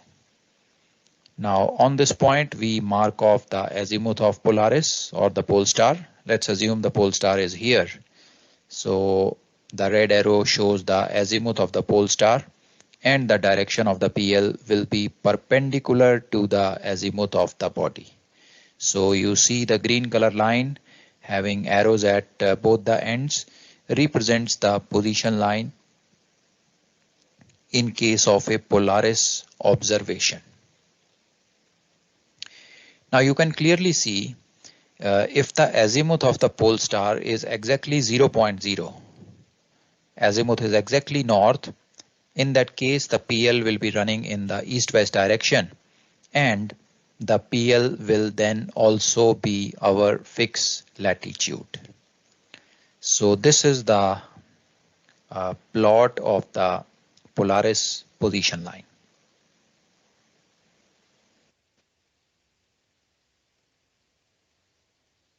So I hope that is clear now, beta. Yes, sir. Very good, beta. Great. So with this, we finish our site solving methods. All the 5 methods: Marpas, long by Cron, Intercept, Ex, meridian, and Polaris.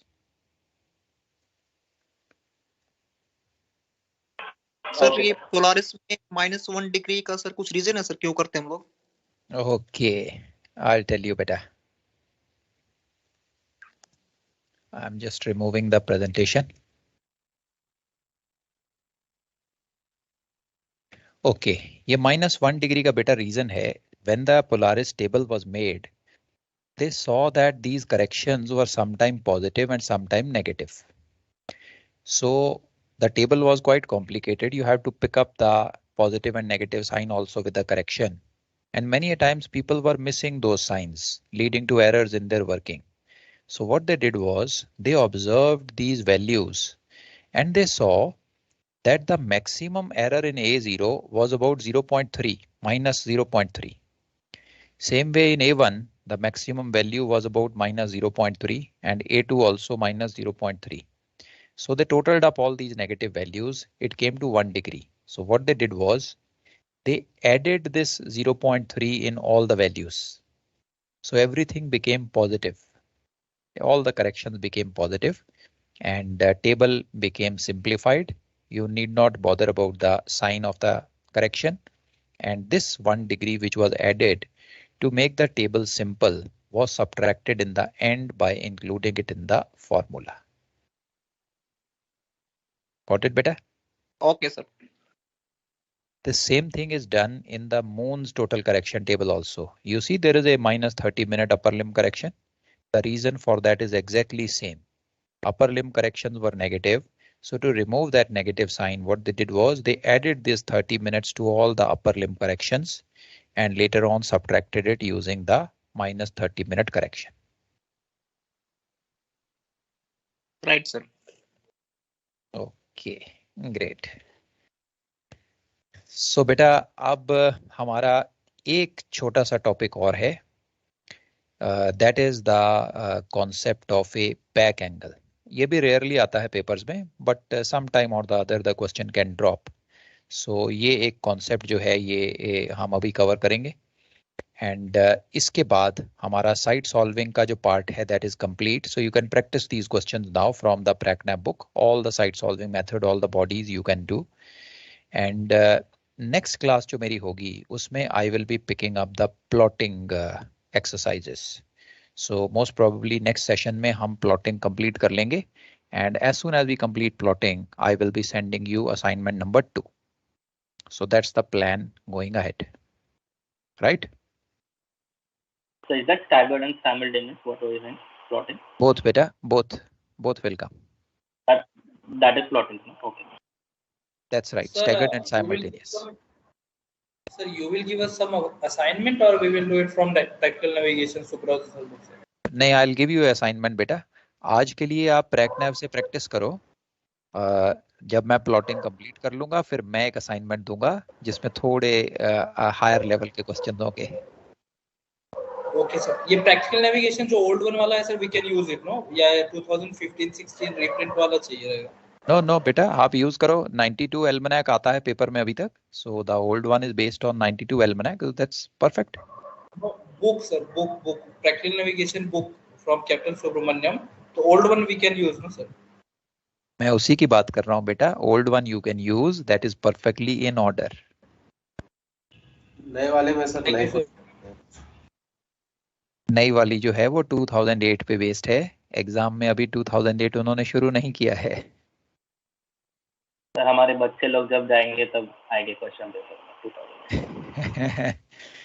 Okay भाई बच्चे को भी यही भेजना है. Sir वो बता दीजिए, अगर क्वेश्चन में आंसर ना हो लॉन्ग बाय क्रोन या इंटरसेप्ट क्या है तो सर क्या करना है, फिर कौन सा मेथड यूज करना है? उसके लिए बेटा मैं ना आज आपको एक पीडीएफ डॉक्यूमेंट भेजूंगा. So just go through that PDF document. Okay, and if there are any doubts then we will discuss it in the next class. Okay okay sir. Okay, so now I am going one compliment. Say again one compliment sir, आपके class में ना sir the way you teach वो इतना सही लगता है ना सर. इट ऑलवेज रिकॉर्ड वो गूगल वाला आता है सर, वो इतना आता है फिर. ओके ग्रेट बेटा. विष्णु सर अच्छा नहीं पढ़ाते क्या? नहीं यार, but what I feel I told, I am not talking about Vishnu sir यार. देखो बेटा, मैं एक ही प्रिंसिपल फॉलो करता हूँ कि हम जितने भी मेंबर हैं इस ग्रुप में, I have to go with the speed of the weakest member. Okay, so I have to be patient and I have to answer queries one by one, whatever come to your mind. So if you feel this is working well, that's great beta. This is really working sir, thanks for that. Okay, beta, all right. Just So, sorry to detour on that. Just one small doubt. So last time you had shared one PDF with question answers. So you'll be discussing those things also with us, right? Continuous twilight and all. beta, you have to go through those topics, and twilight throughout the night I'll be discussing. Don't worry about that. मैं explain करूँगा आपको detail में. But जो मैंने theory के questions आपको भेजे थे, please go through them whenever you get time. And आपको जहां जहां भी डाउट आएंगे, you are most welcome to bring them towards the end of the course. We will discuss them if there are any doubts. Okay. Okay, sir. Okay. Okay. So let me now show you the concept of back angle observation. Let's go.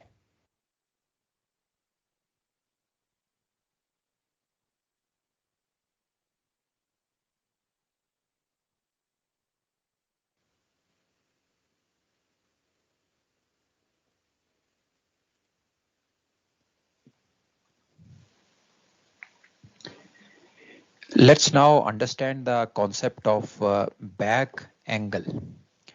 Now this back angle is practically redundant nowadays, no more used.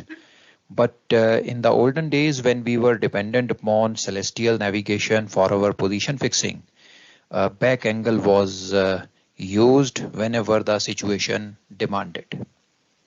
So let's try to understand what this back angle technique is and how does it help us to obtain the altitude of a body. Now this back angle concept is used in those scenarios when the horizon is obscured due to any reason.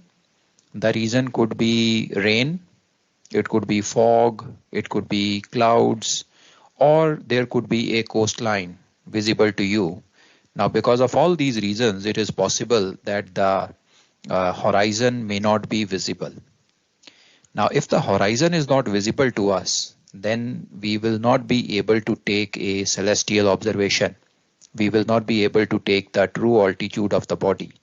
For true altitude, we need to have the center of the body as well as the horizon both visible to us, and we measure the angle between these two using the sextant. So in these scenarios, when horizon is not visible, it will not be possible for us to take a normal sextant altitude of the body.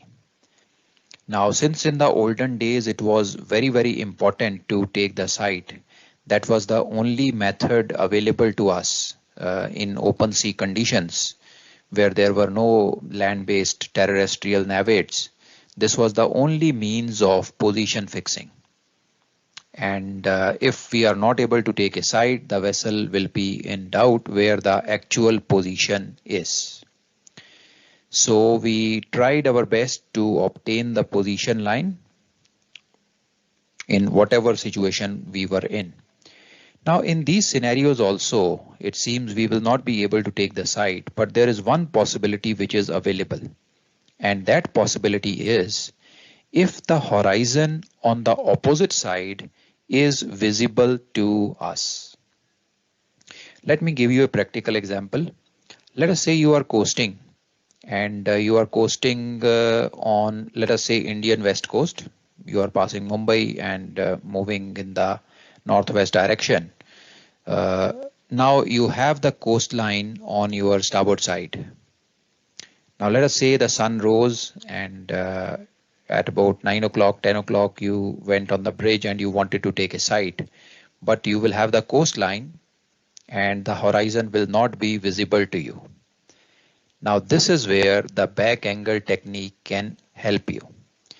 Instead of using the horizon in the direction of where the body is, we can use the horizon opposite to it and obtain the altitude of the body. Now, how is it done? Let us try to understand using a diagram. You see this diagram now. We have the earth in the diagram. We have the earth. Then we have the center of the earth at this particular place. We have the observer at point O. Observer has got some height of I also. You can see he is above the surface of the earth. C represents the center of the earth. And the celestial body which we are trying to observe is this particular star named as X. Z represents the zenith of the observer. Now, this line which you see passing from C, R dash, passing from the center of Earth, represents the rational horizon of the observer. Rational horizon plane passes through the center of the Earth. You can see it passes from the Earth center, and every point on it is 90 degrees away from the zenith of the observer. So this is our rational horizon. Now, from the observer's eye, if we draw a tangent to the surface of Earth, from the observer's eye, we draw a tangent to the surface of Earth. You see, this is the tangent in one direction. This is represented by OV dash. This represents the visible horizon of the observer. If you see on the opposite side, then from the observer's eye, you draw a tangent. You see OV is the visible horizon of the observer. Now, if you draw a line or a plane passing from the eye of the observer and parallel to rational horizon, you see this is the observer's eye, and we have the rational horizon as R dash. This is the plane of the rational horizon. So from the observer's eye, if you imagine a plane which is parallel to the plane of the rational horizon, which is represented by S dash in the diagram, this is the sensible horizon of the observer. This is the definition of sensible horizon of the observer. So we have the sensible horizon also here represented by S dash. Now the situation is such that in the direction where the body is, you see this body X is in this particular direction. In a normal scenario, we would have used the visible horizon OV dash to obtain its altitude. But the situation is such that this particular horizon is not visible to us. There may be coastline, rain, fog, clouds as discussed earlier. So this side of the horizon is not visible to us. So that's why I have put a cross over here. But the horizon on the other side, which is OV, diametrically opposite to the direction in which the body is, exactly reciprocal, opposite, this side horizon is visible to us. So if you have coastline on one side and the other side is clear, you will be able to see the horizon on the other side. So horizon on the other side is visible to us. This is the scenario, or this is the situation where the back angle method can help us. So even though the horizon in the direction of the body is not visible to us right now, we can still obtain the altitude of the body using the back angle technique. Now let's try to understand what this technique is. Now in a normal scenario, if this coastline or rain or fog or cloud was not there and the horizon was visible to us, OV dash horizon in the direction of the celestial body was visible to us, we would have obtained this particular green color angle using our sextant. This is the angle which we would have obtained. This is the angle between the center of the body, represented by OX, and between the visible horizon of the observer, represented by OV dash. So this angle XOV dash is what we would have obtained from our sextant.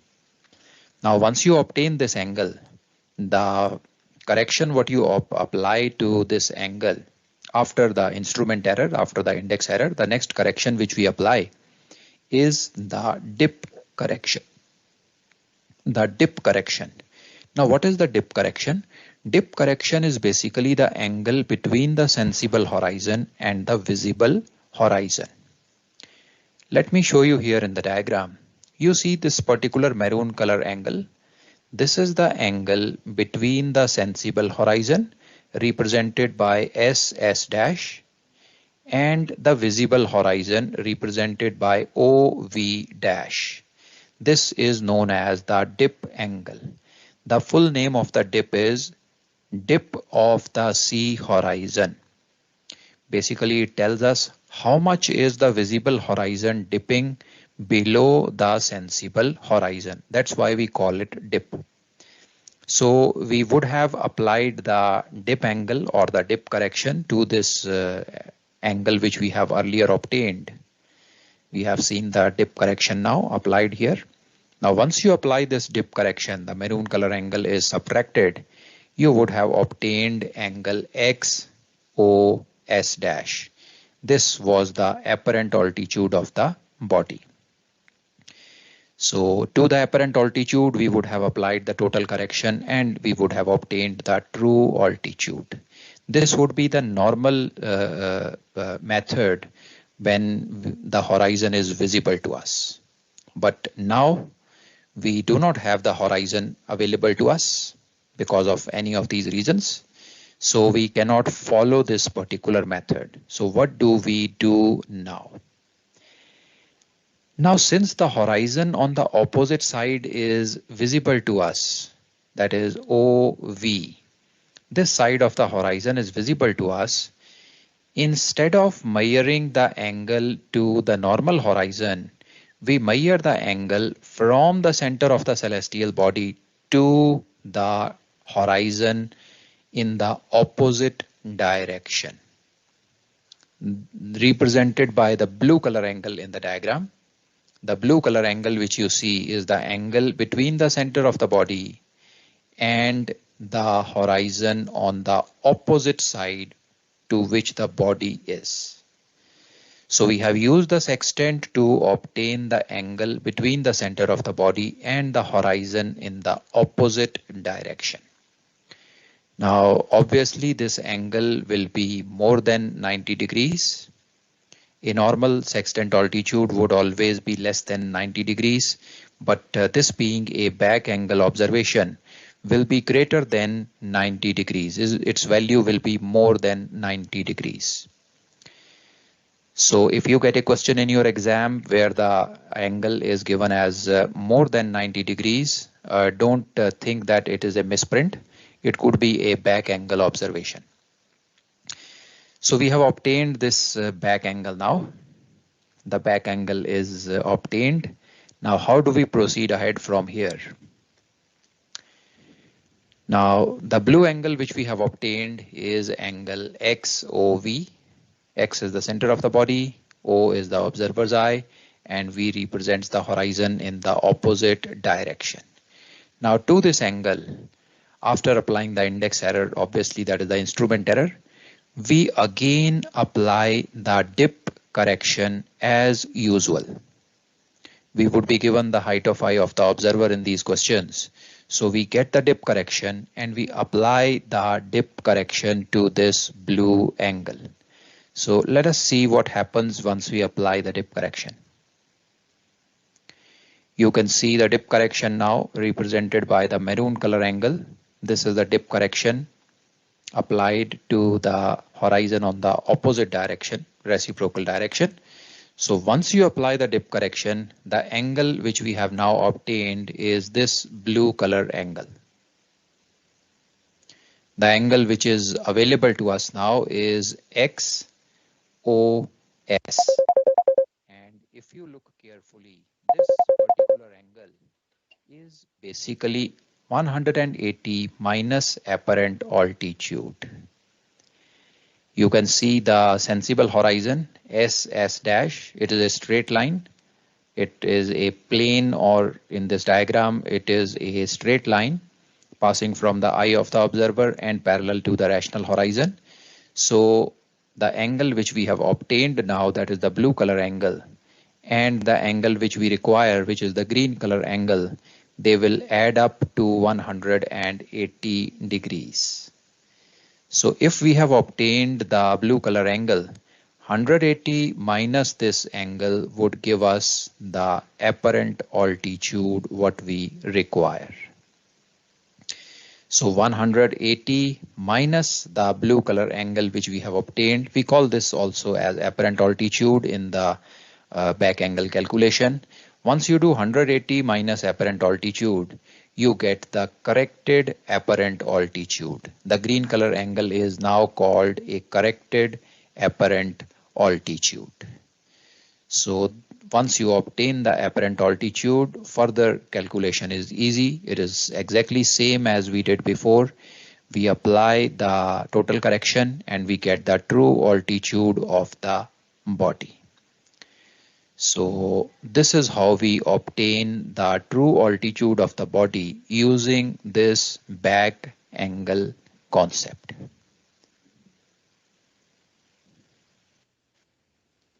So that corrected also will be more than 90 only, right? No, beta. Once you subtract it from 180, that is 180 minus apparent altitude, it will be less than 90, beta. But looking at that blue angle, it looks like it is more than 90, right?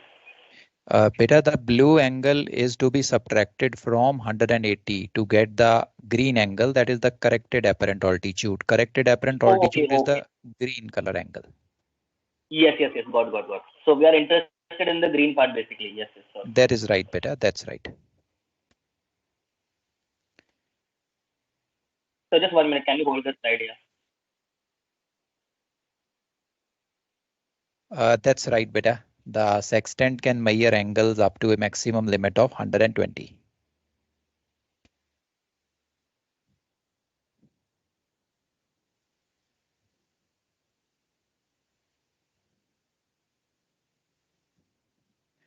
Okay, beta. Great. So I hope that's clear.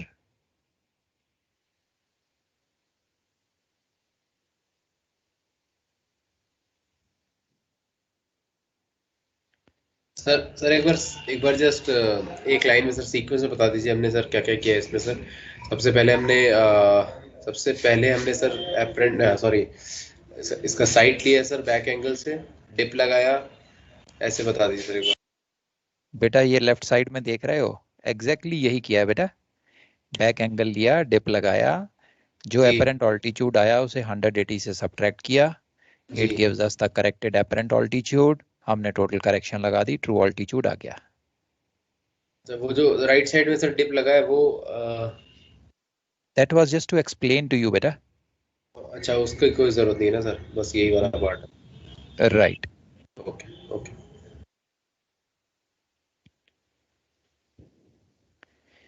Okay, beta. So if you are comfortable, shall I close the presentation?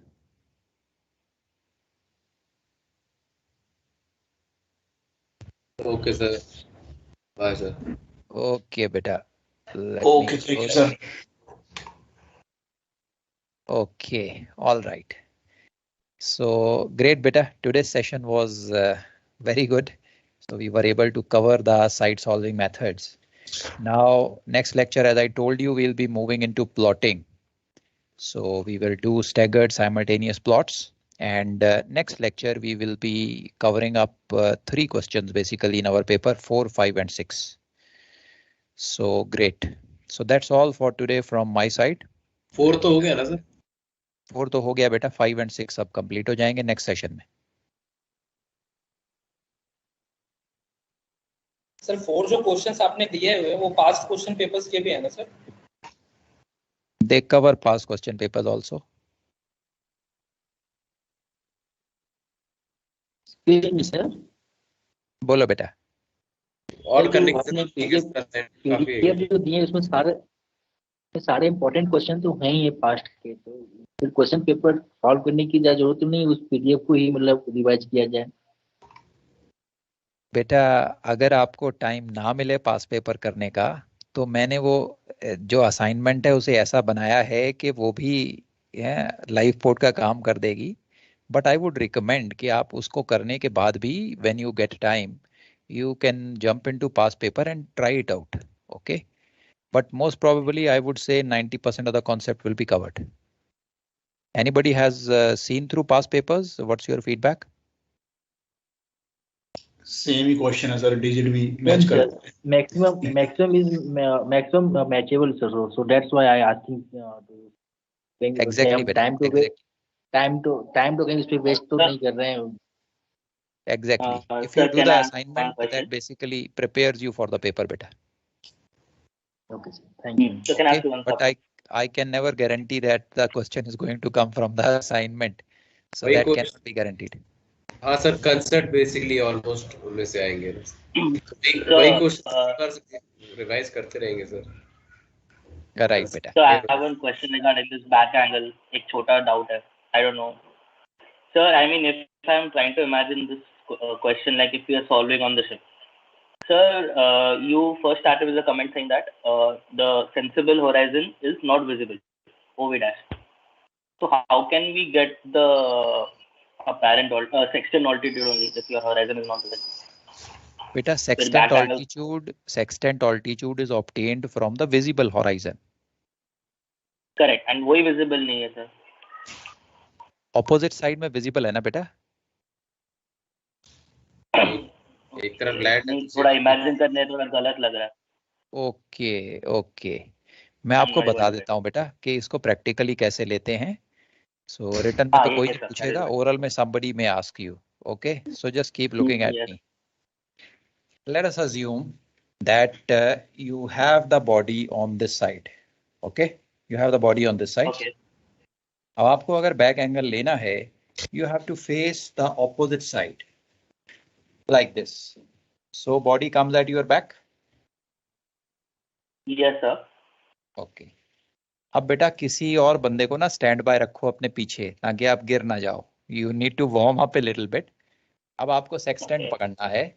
You have to aim in the opposite direction and then bend backwards. Catch the body and then bring it to this particular horizon. समझे बेटा? Perfect. अब समझा. अब सारे doubt निकल गए. Very nice. अब हो जाएगा. अब जहाज पे सर सब साइड सारे साइड हो जाएंगे हम लोग. Okay, all right. यही करना ही है सर, और जहाज करना ही नहीं है, ये साइड ही ले. What you said right now, nobody had the answer to this question. I of taking the back angle, no, everyone is like नहीं कुछ ना कुछ दिख जाता है, but today what you said was like very much practical. Yeah, thank you sir. किसको पूछा भाई लास्ट टाइम? किसको पूछा था? कैप्टन को? Captain Vishan sir. हाँ. नहीं जहाज पे कैप्टन को पूछा क्या? Yeah. He also did not know. अरे उसको लैड बाय मरपस पूछता ना, वो भी नहीं बता. Okay बेटा, all right. कैप्टन से पूछ लिया होगा. Let's break off for today and I'll see you in the next class.